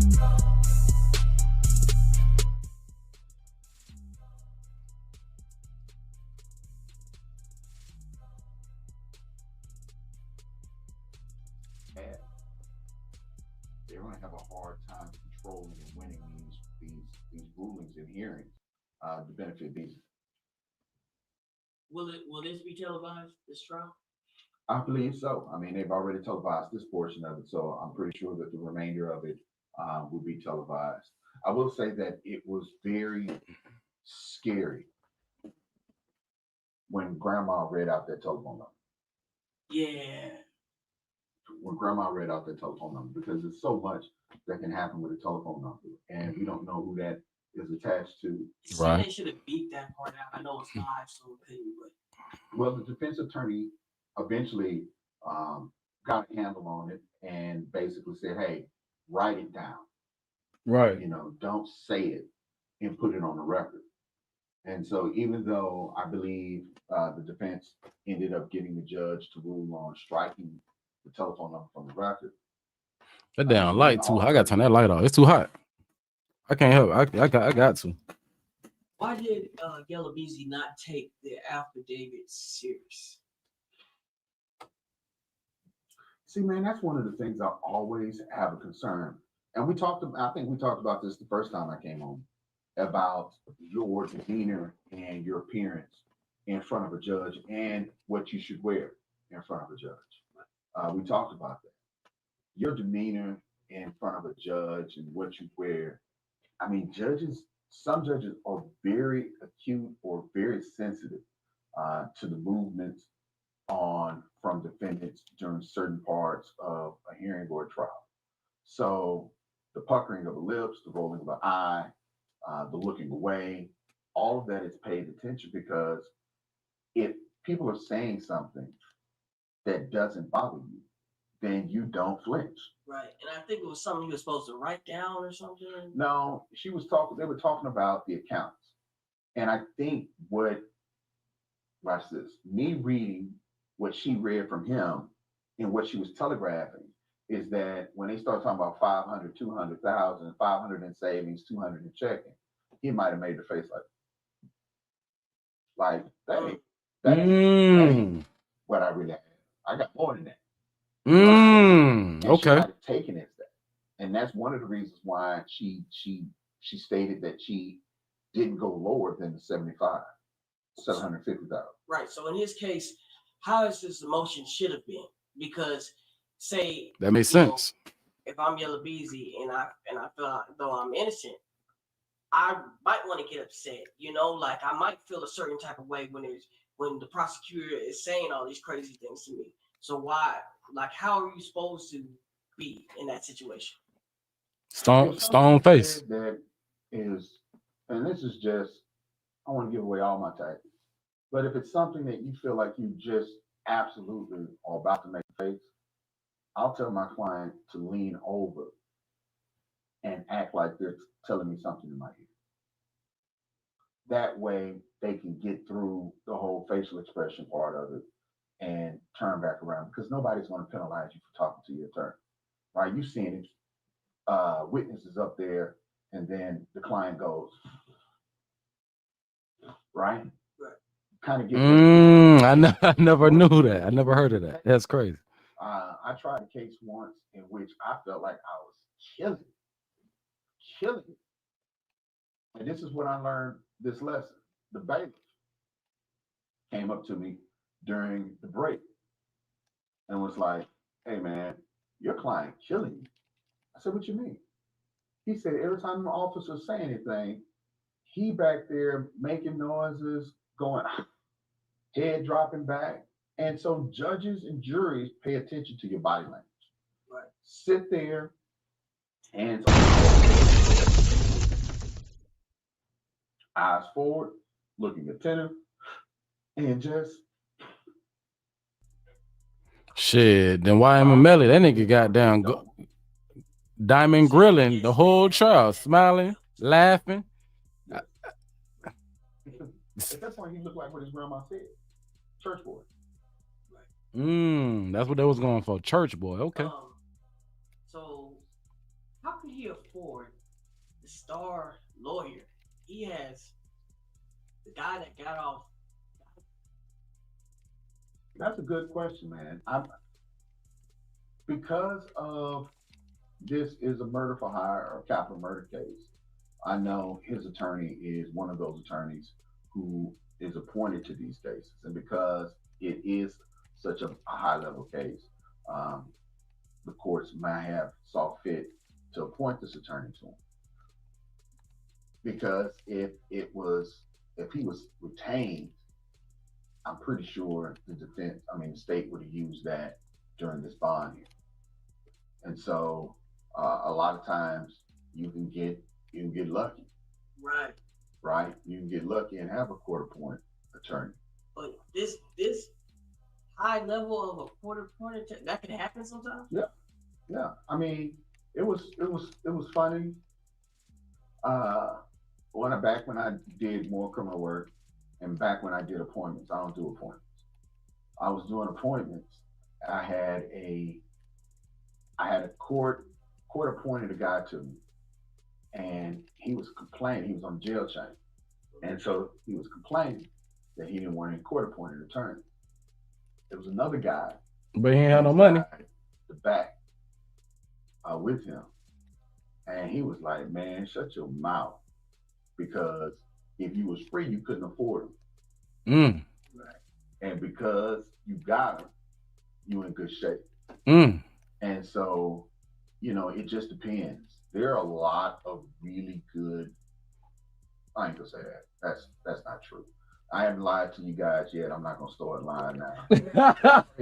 There are a number of really good court appointments. Oh hell no! He almost said, "Damn." So we right. Just get lucky. I mean, who trying to work hard for free? Freedom for judges to appoint attorneys in cases that they knew were going to be troubled. They would appoint attorneys who were really good in that area. Will he go as hard knowing that he's not going to get paid as much? Hey, you don't get paid. You don't get paid. Now you might not get free world, but That's what I'm saying. Like, you might, but he gonna get paid. I mean, he gonna get paid well enough. Well, let me say this: he know he gonna get paid well enough that he shows up today. Let that sink in. Judges, Wow. grudges against the prosecutors and stuff, and will they do that? These some good questions. Look, I'm just gonna say this: are people people? Okay. Thank you. Are people people? Should Yella Bezzy be worried? Yeah. Capital murder. Yeah, you should be worried. I mean, weren't you worried when you? Yes. Yeah. I was terrified, but if I know I didn't do anything, man, come on. It's the system is still the system. The system is still the system. I mean, it doesn't change. It ain't like it's not like he's gonna get exonerated, right? So, man, you got a lot to worry about. So, say he was to beat the trial, does this follow you, like murder for hire? Did that just mess this whole thing up? Yes. So, and the one thing I love about this program is that we talked about a number of things that I can always go back and refer to people so that they can watch it again. Right. And I told you guys, you can get picked up for a drug case. Mm-hmm. And if you don't get that drug case expunged, if it was dismissed, every time that you get stopped and they run your license, that pops up. Mm-hmm. And when an officer sees that, he's going to automatically feel like he has reasonable suspicion to start searching and looking around your car. Mm-hmm. And Larry, you can help people with that, right? We can help people with that. You just should expunged, man. All right. Let's play bad lawyer, good lawyer. All right, y'all. I think we about to get up out of here. Let's see. All right. If y'all want to check this out, Real Life Lawyer reviews in detail, Yella Bezzy Court. Y'all go check out that Real Life, man. What else we got? Something else in here I probably want to tap into.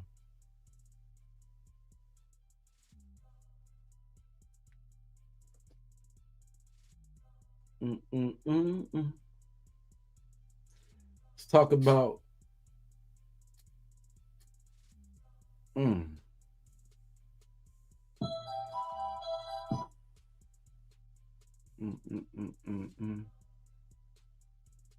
like she got something 50 million views, real easy in this thing now. I got this one. This 5 years ago. Mo3 came to Atlanta, y'all, for an interview.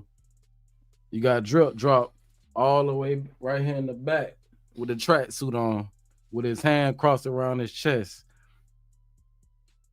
Let's get into it real quick. We're going to end it on this one right here, man.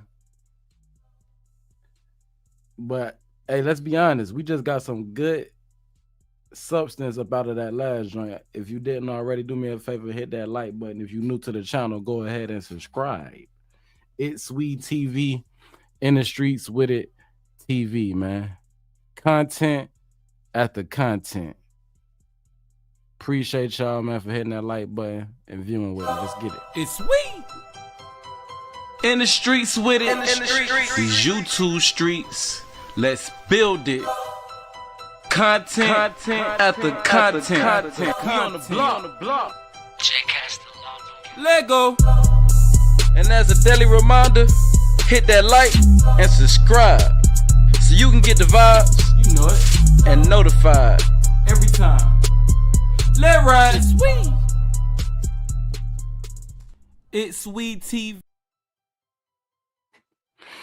All right, so not only is this a 5-year-old joint, this is 107.9, man. If you know what I'm saying, you know about, the radio stations. You got 94.5, you got V103, you got 107.9, man, some of the prominent hip-hop stations. So this is Mo3 on 107.9 ATL, man. Let's get to it.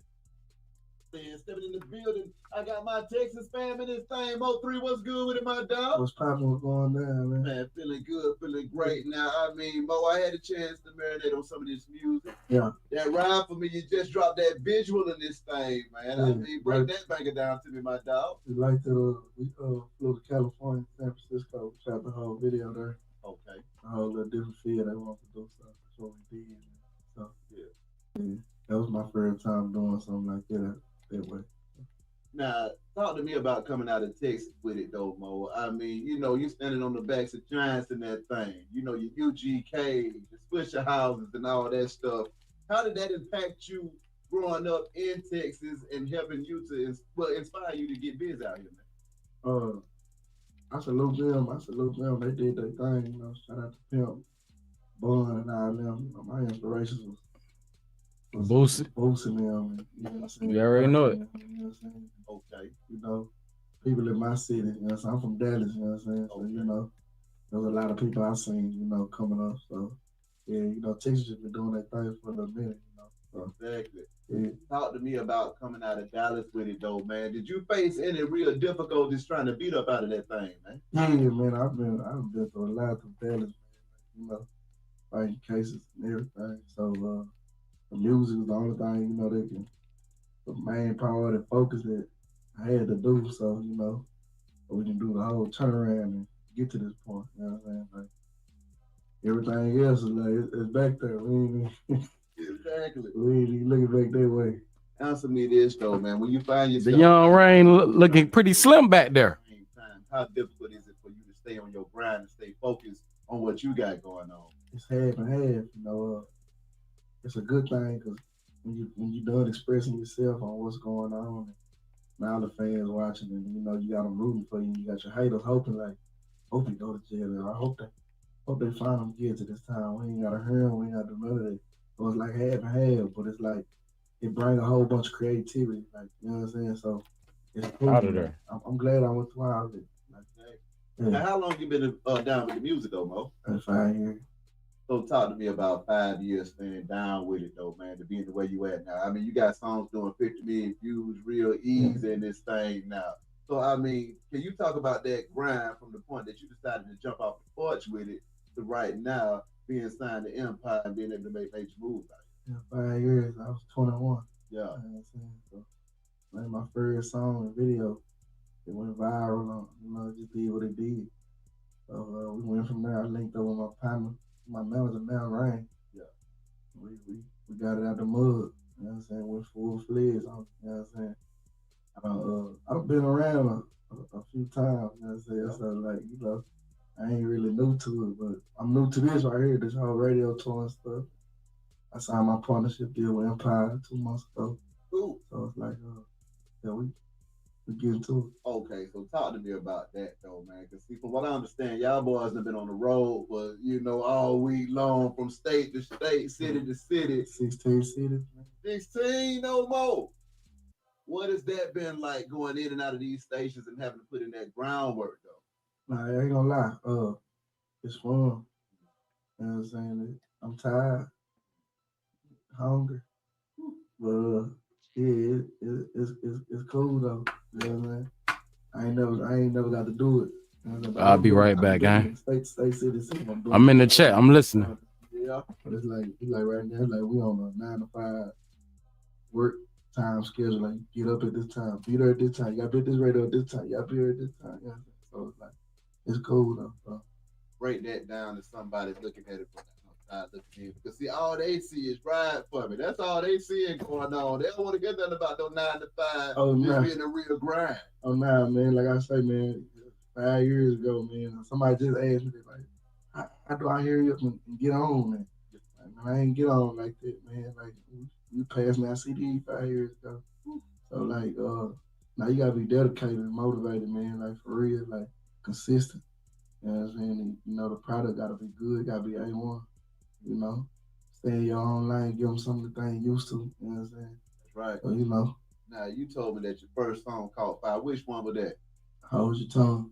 Hold Your Tongue. So now, I mean, when you jump out the porch with that Hold Your Tongue and you see it caught fire, What was going through your mind at that time? Did you say, okay, it's about to go all the way down, or what? Nah, I was just like, I'm a hood fan. I was just like, man, I'm a hood star. Yeah. You know what I'm saying? Like, I wouldn't even think about this right here today. You know what I'm saying? I ain't know we gonna be here. Yeah.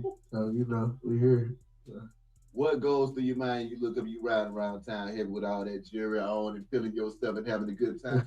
And also getting that deal with Empire, though, man. I mean, how did that boost your stop? Man, they called us. It's crazy because it's like this little run we doing. We did a whole little label run before they called us. We was in New York.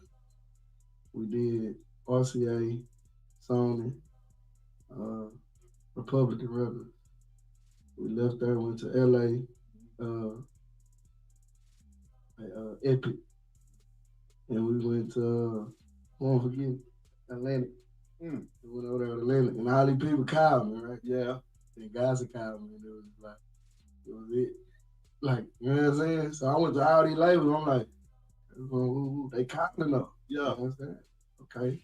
We pulling up, they flying us in. But then it's like, when guys are called, I signed next week. Right after What was the difference between his deal and everybody else? They understood. They understood, like, I went through the process of the meetings of they'll tell you that they like you. They'll tell you that we love the music, you know. You know, we'll talk to you. We'll talk to you later. We're gonna call you back. Yeah. And you don't get that call back, but then you don't know why. And then, you know, you got some people like, man, you know, it's the image, you know, the gangsters, the street. You know, they ain't really, you know, they want you to change that person that call you. God won't do no tripping. Come on. Man. I mean, what do they want you to change it to? You walk around dressed like this? I don't know what they wanted me to. I don't know what they wanted me to do, but he understood. He was like, "Oh, I ain't tripping on none of that." Yeah. I was like, "Oh, Gucci." He like, "Nah, for real," you know. But it's like made it happen. Talk to me about the fatigue, though, man, of having to be in all of these different cities, putting it down, man. How you keeping your energy up and keeping your mind right? Because a lot of times when folks get bored out and tired, they don't feel like doing all this stuff, man. I don't be tripping. I don't smoke or drink. I don't do nothing. This ain't how to me. It's cool. So this fun. Yeah. Yeah. So I ain't in the city. I ain't sitting down. So I'm moving around. Exactly. I don't care. We gotta do this 3 more months. Come on. Yeah. Creative process, though, Mo. When you get in that studio and it's time to jam, and I mean, how do you come about these hits, boy? Oh man, I go in there and zone out. I don't need no room full of people. I might be in there by myself. You know what I'm saying? I go in there and I don't write everything. Like, so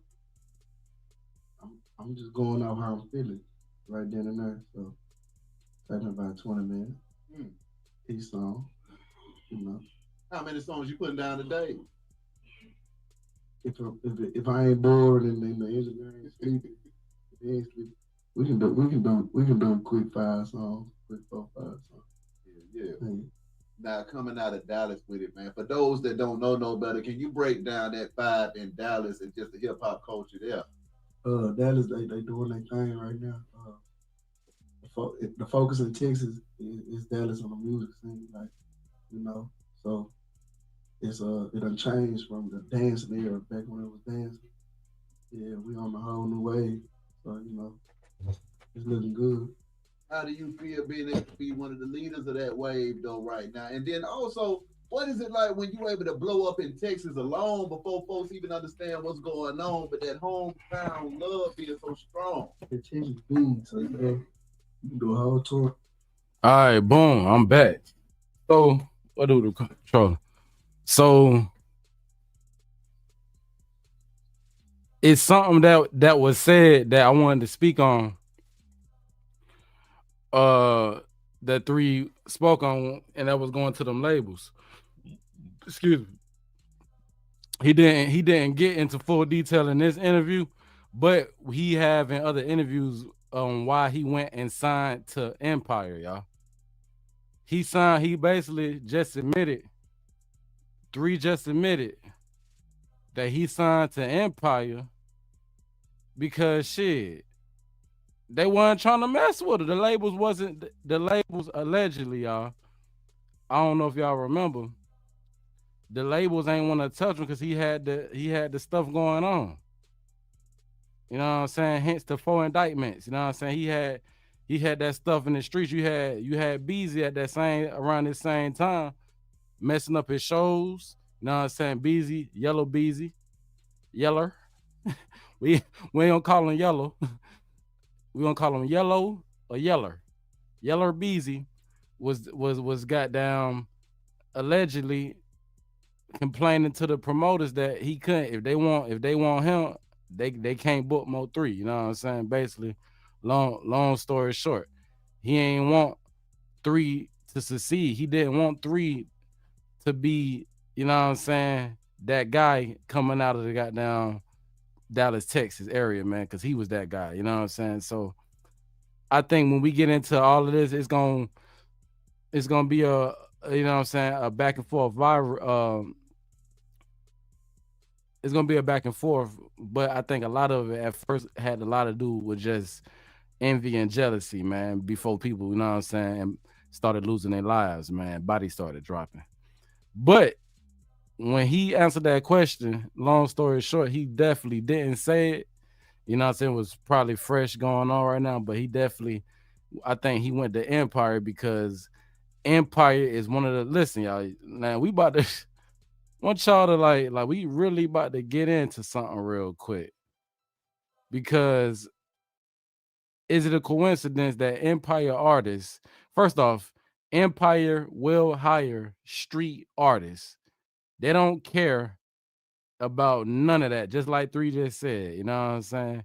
Empire didn't care about none of the indictments, none of the controversy that he had going in his city. Now my thing is, Empire always hiring it. Don't forget Pop Smoke was Empire. You know what I'm saying? You know what I'm saying?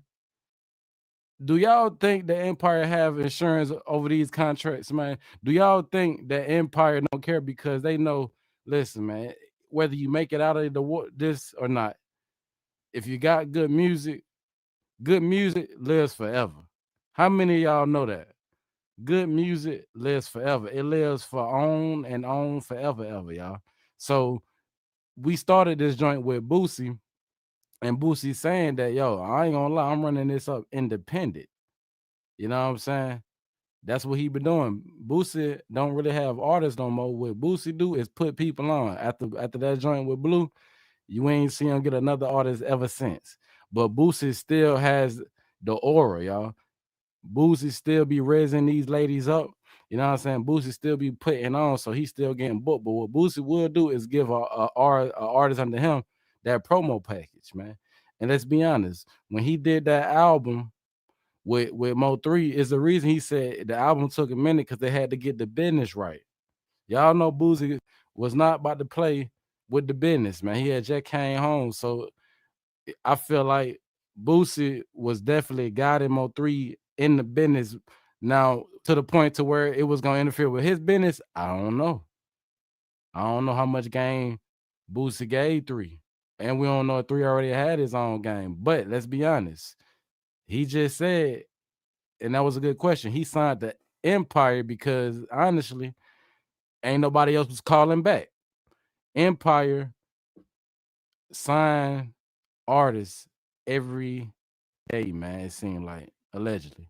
But let's be honest, King Von, where he at? He gone. Who was he signed to? Empire, y'all. Empire, y'all. But let's get back into it. Y'all already know what this is, man. In the streets with it, and it's the real nigga conversation. Salute. If you didn't already, hit that like button, man. This that real nigga conversation. This that real nigga conversation. This that real nigga conversation. This the real nigga This that real nigga conversation. If you ain't one, then ain't no reason to conversate or relate. This that translation. I'm a Democrat working for a small payment. I'm a working. So a lot of little cities in Texas, like, you get a whole lot of money, $1 million right there. You know what I'm saying? So But you know, we right there. Yeah. You know, got Louisiana and Alabama, Mississippi, Florida, all that little south right there. Yeah. So you know it's gonna cross over real fast. So it's good. Yeah. It's all good. That's like some of them boys you name, like Swiss had, Yeah. UGK now, like they was able to do that in Texas, like get that on lock there before they even have to go to New York, anywhere. Now, Mo, as we were saying, man, I mean, being able to do what you do in Texas. What is the hometown love like, man? Because I mean, I'm seeing the numbers, I'm seeing you being heavy out here. I mean, how is the hometown thing? No, that's the part I'm confused about. They asked the question like this Mo3 and ATL. They asked them, boy, shit, boy, you hot, boy. You on fire. What, man? How's the hometown love, man? Is you getting that love in the city, man? And his answer was, shit, he getting treated like a king. Dallas, what y'all think about that? Was Mo3 being treated like a king out there in Dallas around this time? Let's get back into it. Oh. Yeah. Got some haters, but they love him though. We ain't worried about the haters. Yeah, right. Yeah, they all tell it's good. What was some of the main obstacles for you though, Mo, coming up in Dallas 5 years ago? Because the scene wasn't just hot 5 years ago now. Nah, it was. So how was you able to crank up out of that thing, man? Like I said, I did my thing in the city. I want to expand. Yeah. So I went outside the city and, you know, started going to these country towns and, you know, and even farther than that. So, you know, even if it wasn't all about the money. Mm-hmm. You know, we was just trying to get out there. So I wasn't scared to go nowhere, man. So I wasn't scared. Sound to me like you had a vision and a real deal trying to go with that. My vision, the vision I had, that's what I'm saying. Like, vision I still got right now. Like I ain't fully made it. That's what I'm trying to go to. You know what I'm saying? So you trying to take this thing though, Mo? Man, I'm trying to be, man. Yeah, you just came in here and you just, man, you gonna tell that story. Yeah. Yeah, I'm gonna be talking about we put churches on 200 acres. You get what I'm saying? Exactly. So yeah, that was like, nah. I wasn't scared to go and do what we had to do. You know what I'm saying? I ain't like a lot of stuff that we had to do though. A lot of stuff was peon. Right. Peon work, you know what I'm saying? But we got past. Exactly. Now, when it comes to your music though, Mo, I mean, can you break down the messages and the lessons that you try to get to your audience? That's a good question. Yeah. Like when your mom used to tell you, you be whatever you want to be. Right. Hey. Hold on. Let's take this off.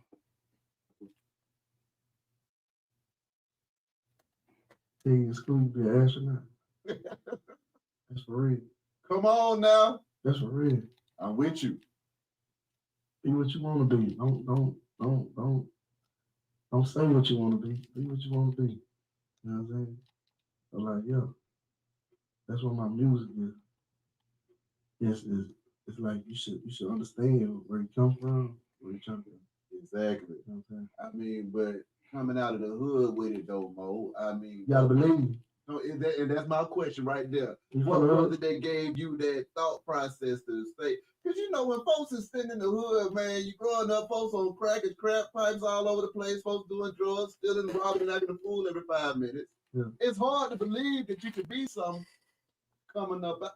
Hey, this is a good question, man. And I ain't gonna lie, bro. We not gonna sit here and speed past the fact that Mo3 was doing this shit sober, man. Some of y'all favorite rappers can't get started in the studio without a cup.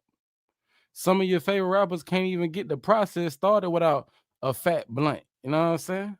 This man was doing this shit to everybody vouching for it too. They said, man, Mo3 ain't smoke no cigarette. Mo3 ain't got down smoke no reefer. That nigga Mo3 wasn't drinking no lean. Mo3 really just what he said in his interview. He said this man, the journey, which kind of his answer. He already kind of answered the question that's happening right now. He was actually getting geeked up off of pursuing his dream, man, and making it happen. which is rare. He was a rare gem, man. You know what I'm saying? That's why the spirit of Mo3 is so strong, because he was a rare gem, man. This ain't, you know what I'm saying?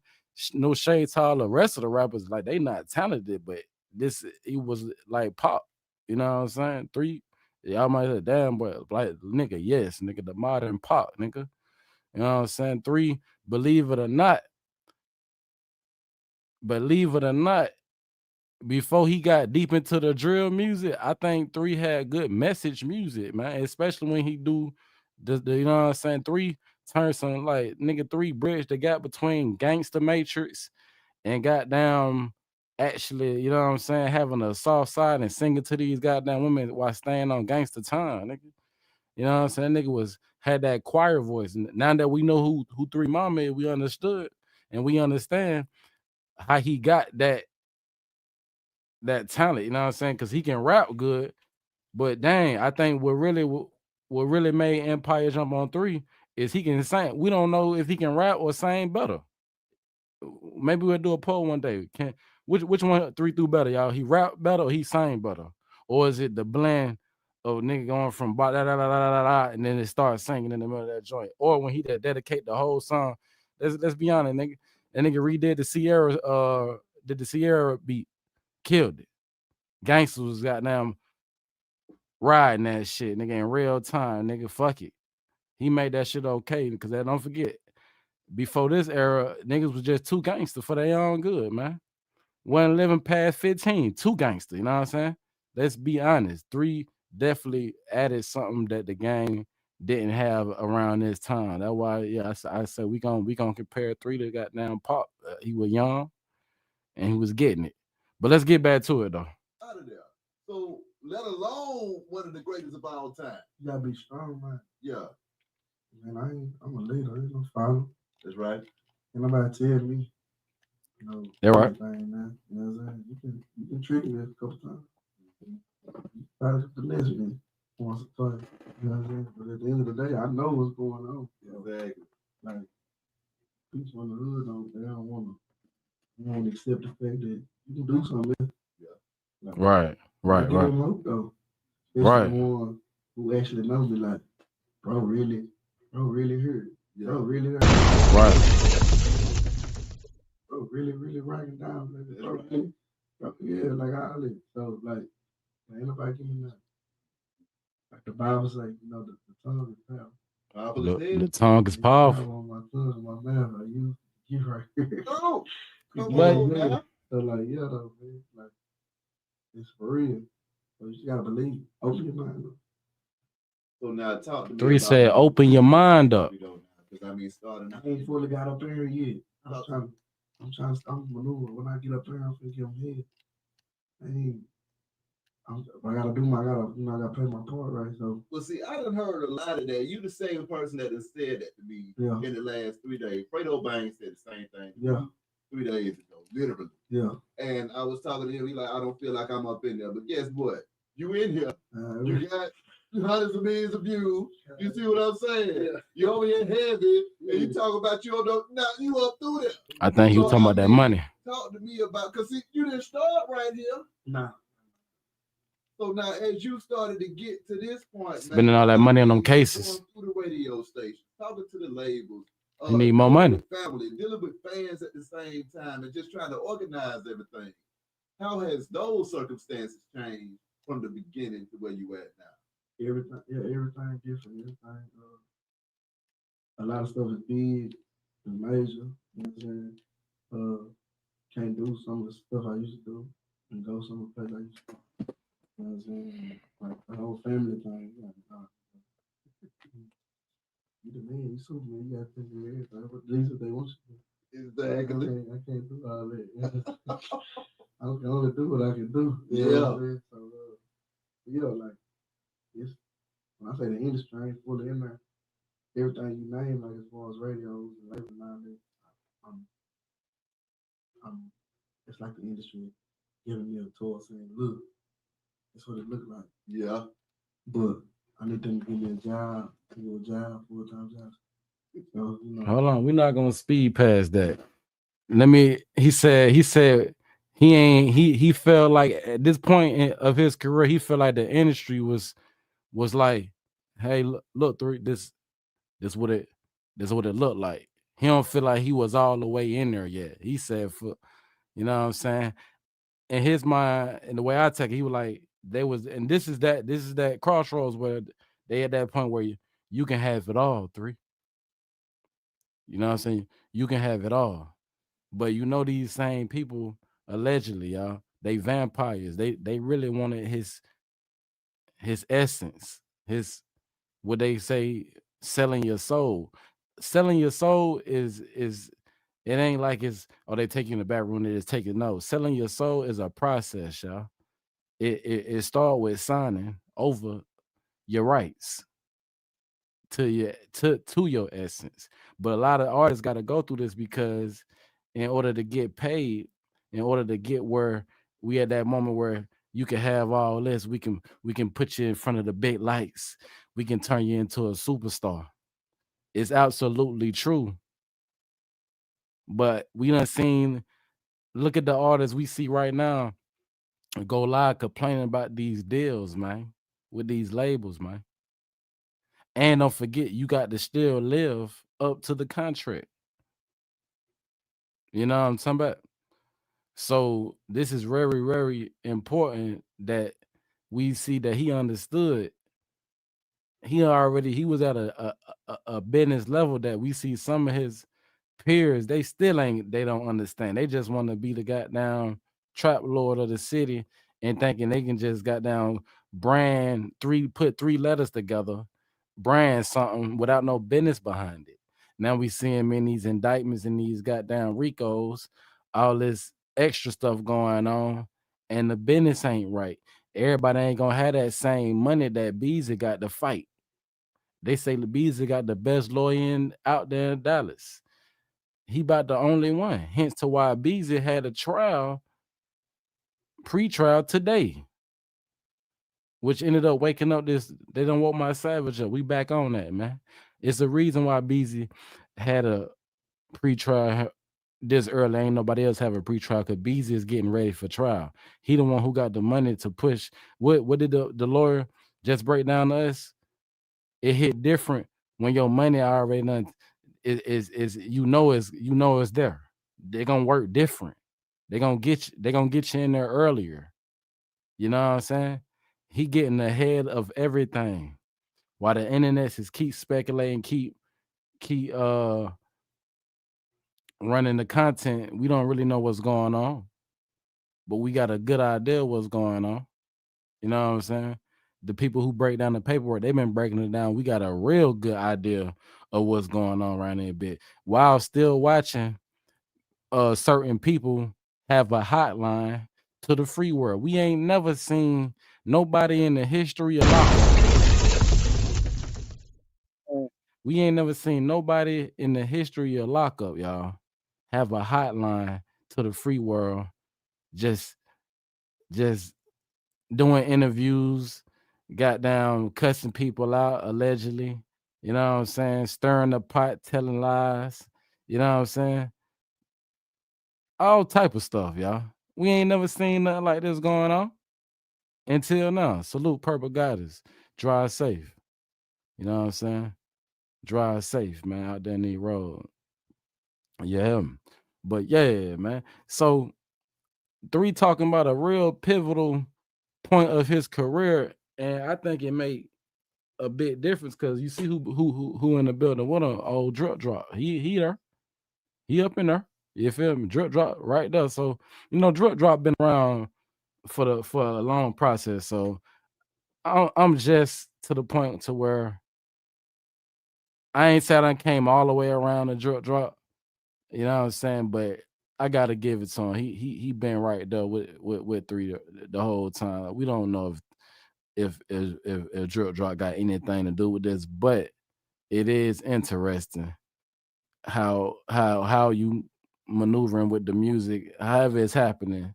You know what I'm saying? As a fan, we get the music. I'm glad it's happening. But if it got anything to do with doing anything shady to his mother, especially, bro, I just can't. I ain't gonna ever be able to get past that part, bro, and have respect for that man, for real, for real, for real.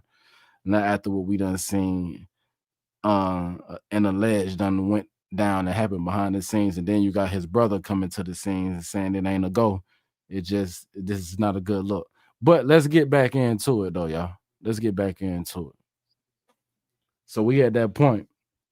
They just had three, you know what I'm saying, about the labels, you know what I'm saying. And if you wasn't here earlier, three already done said why he went with Empire. Basically, they was the only people at the end of the day willing to give him a chance.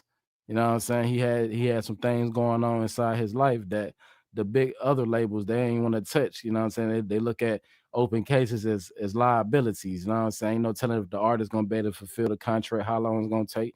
And we done seen in real time how these things can pan out. But let's see what Three about to say when he say, hey, they had him like this, like, hey man, this could be yours. And Three said, man, I'm trying to get a job, man. Forget all that. Let me all the way in. Let's get to it. I said the industry ain't full of everything you name, like as far as radio, life, and all that. It's like the industry giving me a tour saying, look, that's what it look like. Yeah. But I need them to give me a job, full-time job. So, you know, like, I was trying to be sitting up there, $1 billion boys, whoever did it, and Jay-Z and all that. And, I don't blame you, boy. I'm really in the industry. Yes, sir. You get what I'm saying? I feel you. I'm just rapping right now and making music like the rest of it. And it's important. It's important he said that because y'all, while y'all talk about how much a hitter is, I think Three was putting on a persona and the image and singing good in the bitch because he understood how to adapt. And he was coming out the DFW at a time where them young niggas was drilling for real.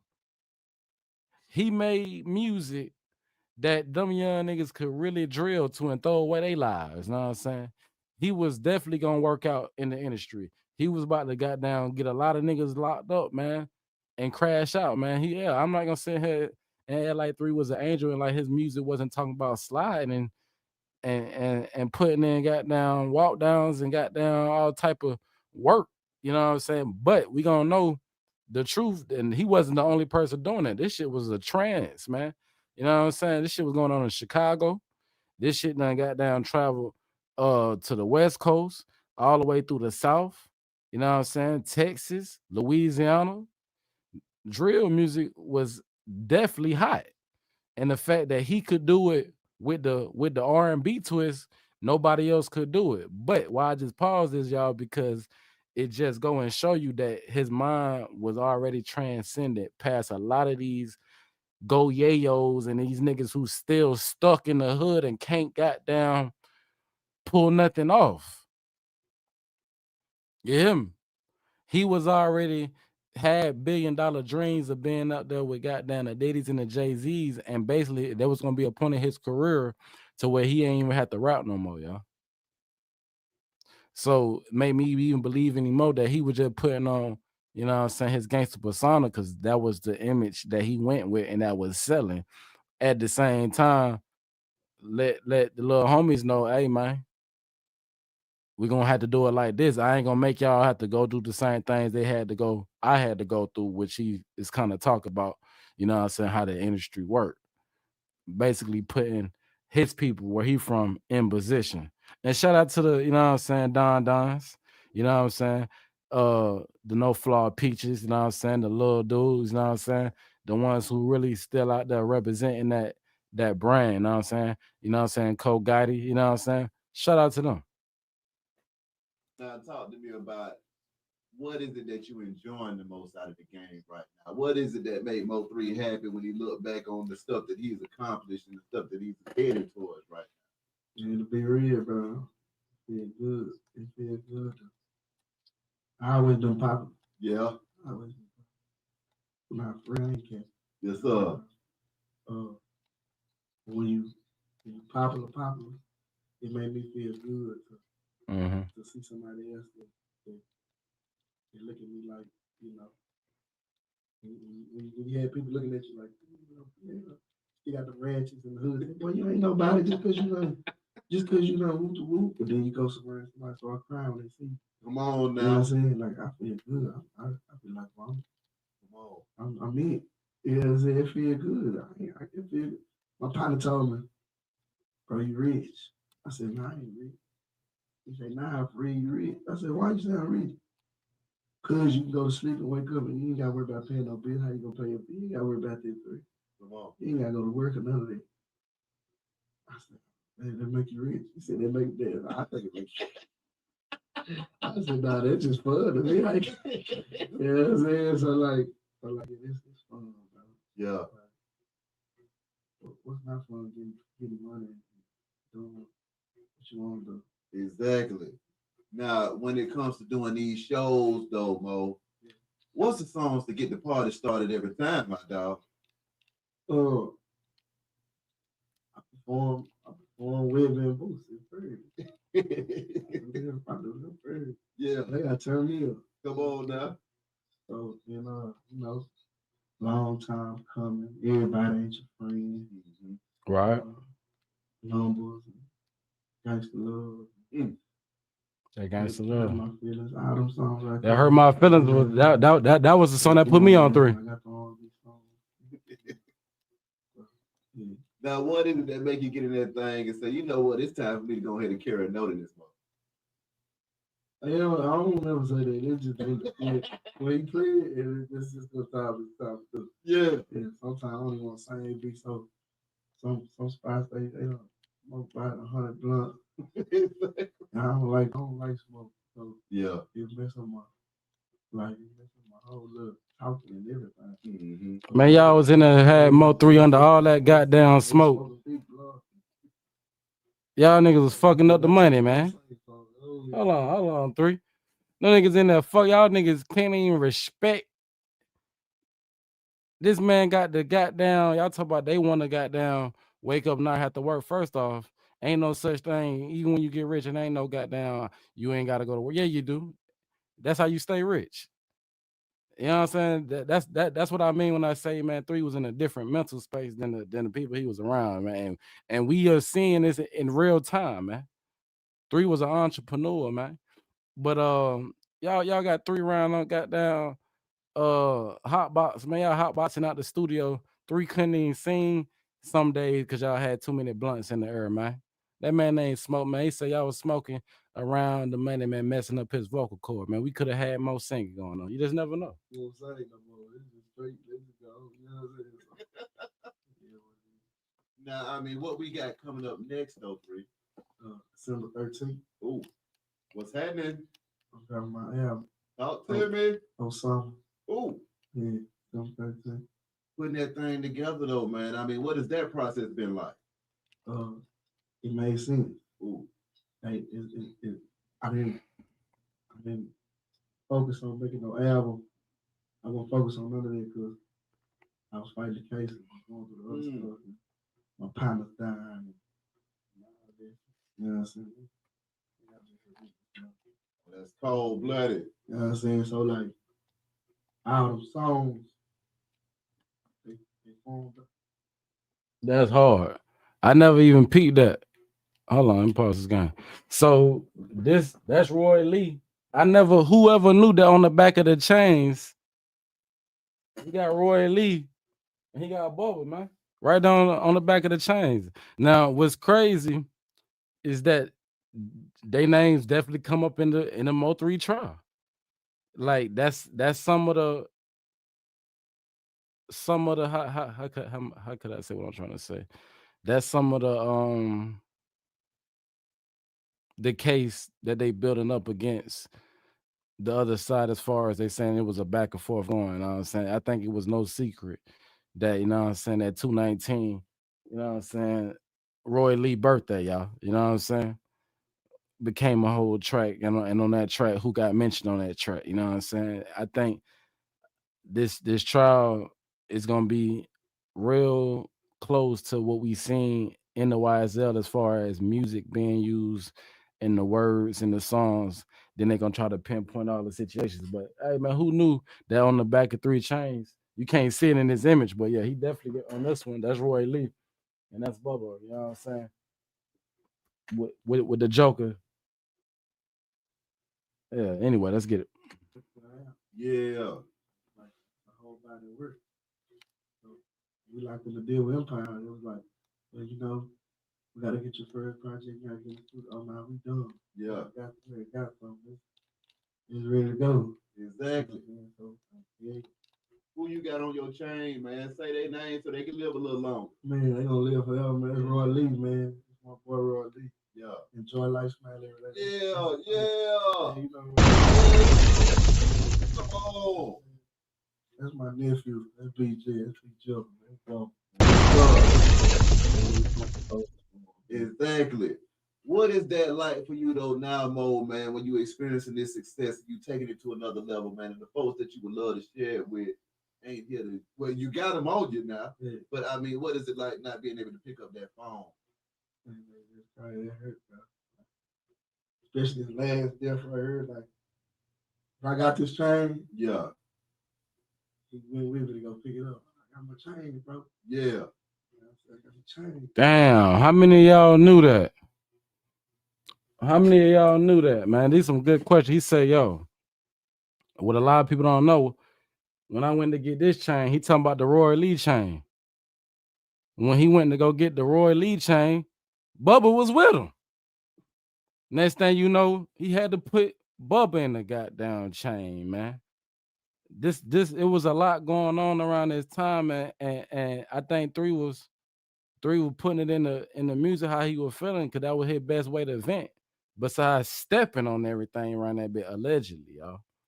Allegedly. But how many of y'all knew that Bubba rode with him to pick up the Roy Lee chain? Then months later, after the 219, let's be honest, how many of y'all think that 219 is what had to, and let's be honest, if y'all know what that 219 is, go listen to that Mo3 219. But in 219, he mentioned yellow tape, you know what I'm saying? Yellow tape all on the highway. Then we fast forward where 3 lose his life at, on that same, not the same, but on the highway, in traffic. Caught him in traffic. So y'all go check out that 219. And he just, how many of y'all knew that Bubba went with 3 when he went and got the goddamn Roy Lee chain? And months later, all this controversy and things going on in the streets, and Bubba get put in the chain too, man. Let's get back to it. 2 months ago. Yeah, get real deep. That was his last video on Instagram. Me getting this chain. He recorded, throwing the money. Yeah, man, you know, this is what we doing. That's crazy. How many of y'all knew that? Bubba last video on Instagram was with 3 getting this damn chain, man. So it ain't no secret that 3 was already going through it, but when he lost Bubba, they say a lot of people who done spoke, they say, but this shit, they never seen 3 in this mode, man. 3 was in a dark place, man, them last days. And I think it was so much going on in this young man's life that they seen 3 was down there right there, man. He was about to be out of there. I think if 3 could have made it out of Texas, it wouldn't have made all his problems go away, but it just would have made him a little bit more safer. Cause it's always gonna be the around the way boys who gonna get you, cause they always outside, always around the way trying to strike. But when you out of town, you ain't gotta worry about none. A lot of them folk don't even got license. They don't leave out of town. Think about it. But anyway, let's get to it. I'm in New York, and then for my deal. Yeah. Definitely heard, like, if I got this chain, Yeah. he went with me to go pick it up. I got my chain, bro. Yeah. I got the chain. You know what I'm saying? Like 9-10 months ago. Yeah. Go get my chain. He went with me. You know what I'm saying? That was his last video on Instagram. Me getting this chain. He recorded, throwing the money. Yeah, man, you know, this is what we doing. I got playing on it. I'm in New York. And then for my deal. Yeah. The RCA Republic 9/11. before I go to my label meeting, I got a phone call. You know, they just smoke my cotton. I ain't even want to go to the label meeting. You know. How do you stay focused during those times, though, Mo? Hold on, man. We gotta hold on, 3. Ain't that some shit, y'all? The devil is busy, man. Right before the label meeting, on the way to the label meeting, he get the dang on call, man. Bubba gone. But Bubba's still in the middle of the back and forth. Bubba out there at the gas station on real nigga time, and they spin on Bubba, y'all. A case that's being woke up because when they took 3, let's just be honest, his family wasn't going, y'all. His family wasn't going. When they took 3, his family wasn't going to the point where they gotta go. They digging up everything, man. They want to know about Bubba. Listen, this is not over. They gonna get to the bottom of what happened in 3. And anybody that feel like they're getting away with it, even if you get away with it, you still gonna feel the wrath, man. It seemed as though he wasn't supposed to be gone, and it's showing. But I think that's just a testament of how life be life sometimes. 3 talking about he on the way to the label meeting. He get the phone call, y'all. They done got Bubba. They his partner Roy Lee jet pass. Don't forget Roy Lee got hit up on different type of time. And even though Roy Lee lived after after what happened to him, he later on died from the same wound. And it's still you got to think about it. It don't matter if Roy Lee ain't died when he got shot. The fact that he died from those injuries, it make people look at it a certain type of way, because if it wasn't for those injuries, he still would have never passed away. So 3 had a lot going on in his mind and his consciousness. At the same time, he going higher and higher and higher. He elevating his life. He elevating his family life. He getting bigger than life to some of these hood people who hated on him. I didn't know that. Oh yeah, Purple God is facts. But let's get back to it, y'all. Josh say, and in the song 3 says they blame Bubba. I'm here for whatever. So, you know, music is music, streets is the street. I'm 100% on both. So, yeah, what it is. We're gonna keep pushing. We're on a mission. Come on now. So now, back to the album. What are the bangers that we need to be expecting on this thing, though, Mo? I hear like the new artists that come out. And everybody got that one little sound of like in the struggle. Yeah. You know what I'm saying? So you hear it and be like, hey, talking about something. No, I'm really talking about something. Like, I'm getting technical. It's one thing to say, man, I remember I ain't had nothing. You don't hear that. Yeah. You know what I'm saying? When you hear days in the sink, 3 or 4 days. Come on now. You know what I'm saying? Like, I'm wearing the same clothes. I'm switching them up to make it look good. So. Come on now. I might wear the pants 4 days in a row. I might wear. Let's go. I'm giving you that. I'm breaking it down. I'm breaking it Hey, out. break that. Hold up, 3. And that what I'm talking about. He was more than just drill rap. He said, nigga, I'm gonna talk about the stuff that none of these rappers talk about, wearing the same pants 4 days in a row, switching up the shirt. You know what I'm saying? Being down bad. I'm gonna give you everything, the whole process, nigga. The fake jewelry, all that, nigga. The rented cars, all that. You feel me? So I think he had a lot left to give, man, if he wasn't, you know what I'm saying, taken out of here. But it just come with when you give that energy, man. Like, three knew, y'all. You know what I'm saying? He knew. He said it himself. the mouth is powerful. He said it himself, yeah. He knew.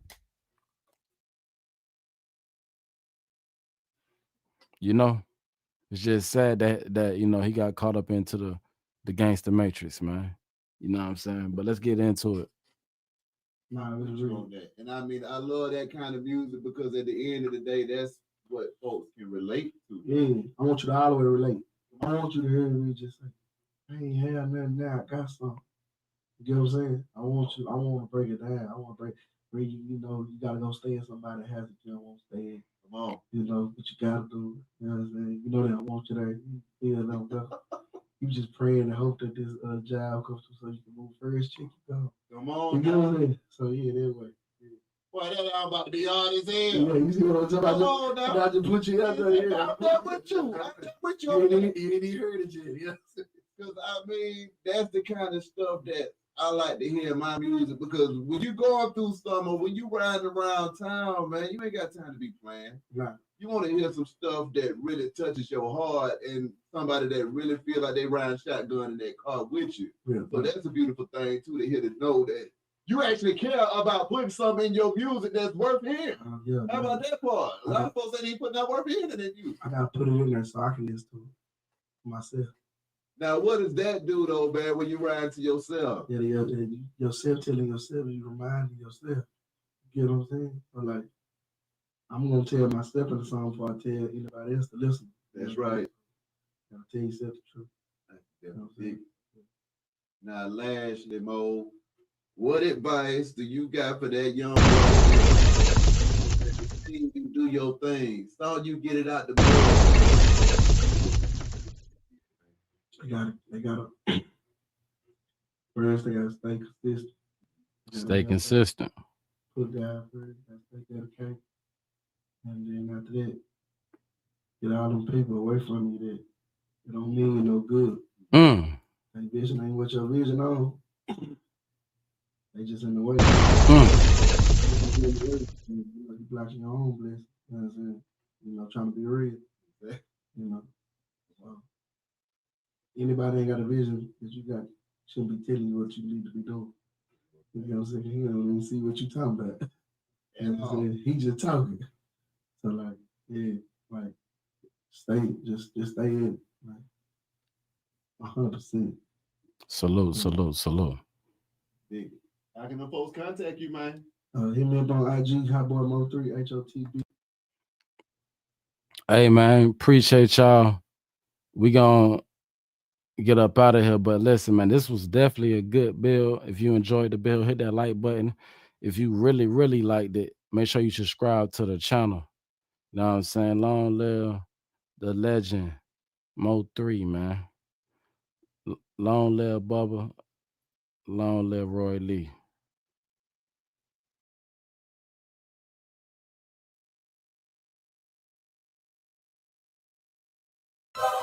It's we in the streets with it. These YouTube streets. Let's build it. Content after content. We on the block. Lego. And as a daily reminder, hit that like and subscribe so you can get the vibes, you know it, and notified every time. Let ride. It's sweet. It's Sweet TV. Hey, wow. Hey, man, I appreciate that, man. That's all I need to know. We got the whole arsenal of this.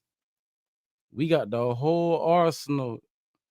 So I appreciate that love, man. Oh God, we appreciate the love over here, man. In the streets with it.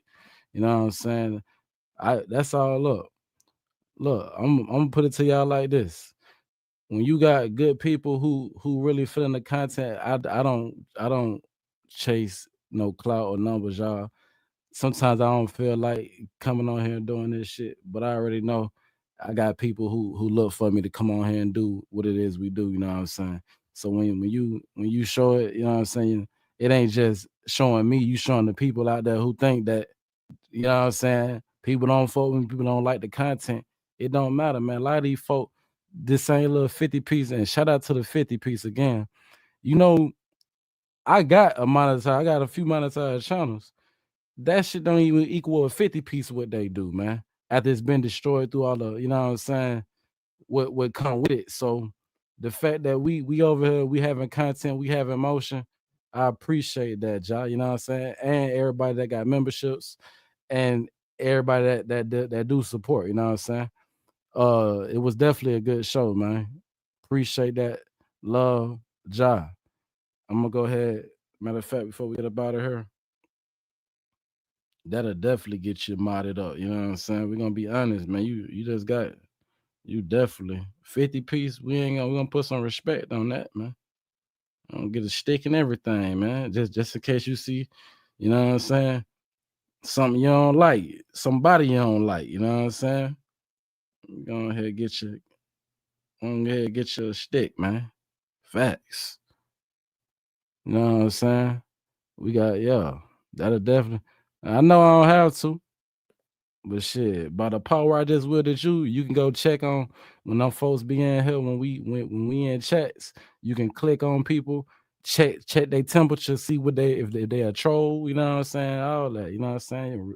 Remove people, you know what I'm saying? Block people, time people out, you know what I'm saying?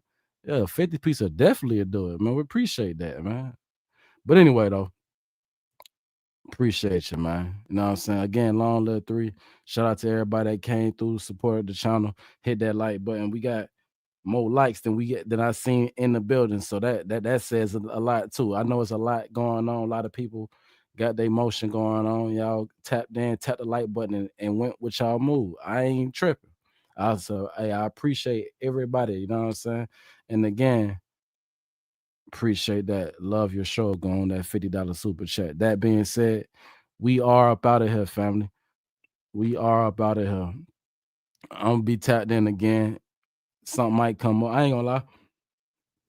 Something definitely gonna come up because we got, y'all remember we was covering the Nipsey Hussle content. Man, it's a whole lot going on. That's a rabbit hole. Matter of fact, and I owe another live for information. Listen, that was sent to me a minute ago when we was on when we was on Hernandez Govan subject. Don't forget Cornelius Smith still is waiting to be sentenced. I'm gonna check up on that because I think this is the month or it's the next month that Cornelius Smith gets sentenced. So it's a lot going on, man. We definitely gonna be having content after content. We definitely gonna be having motion, and we are try our best not to get stagnant, y'all. That being said, I'm gonna go out with my exclusive how I usually always did it, man. I think I still got it. Here you go. Real talk, what you gonna do when the pressure on?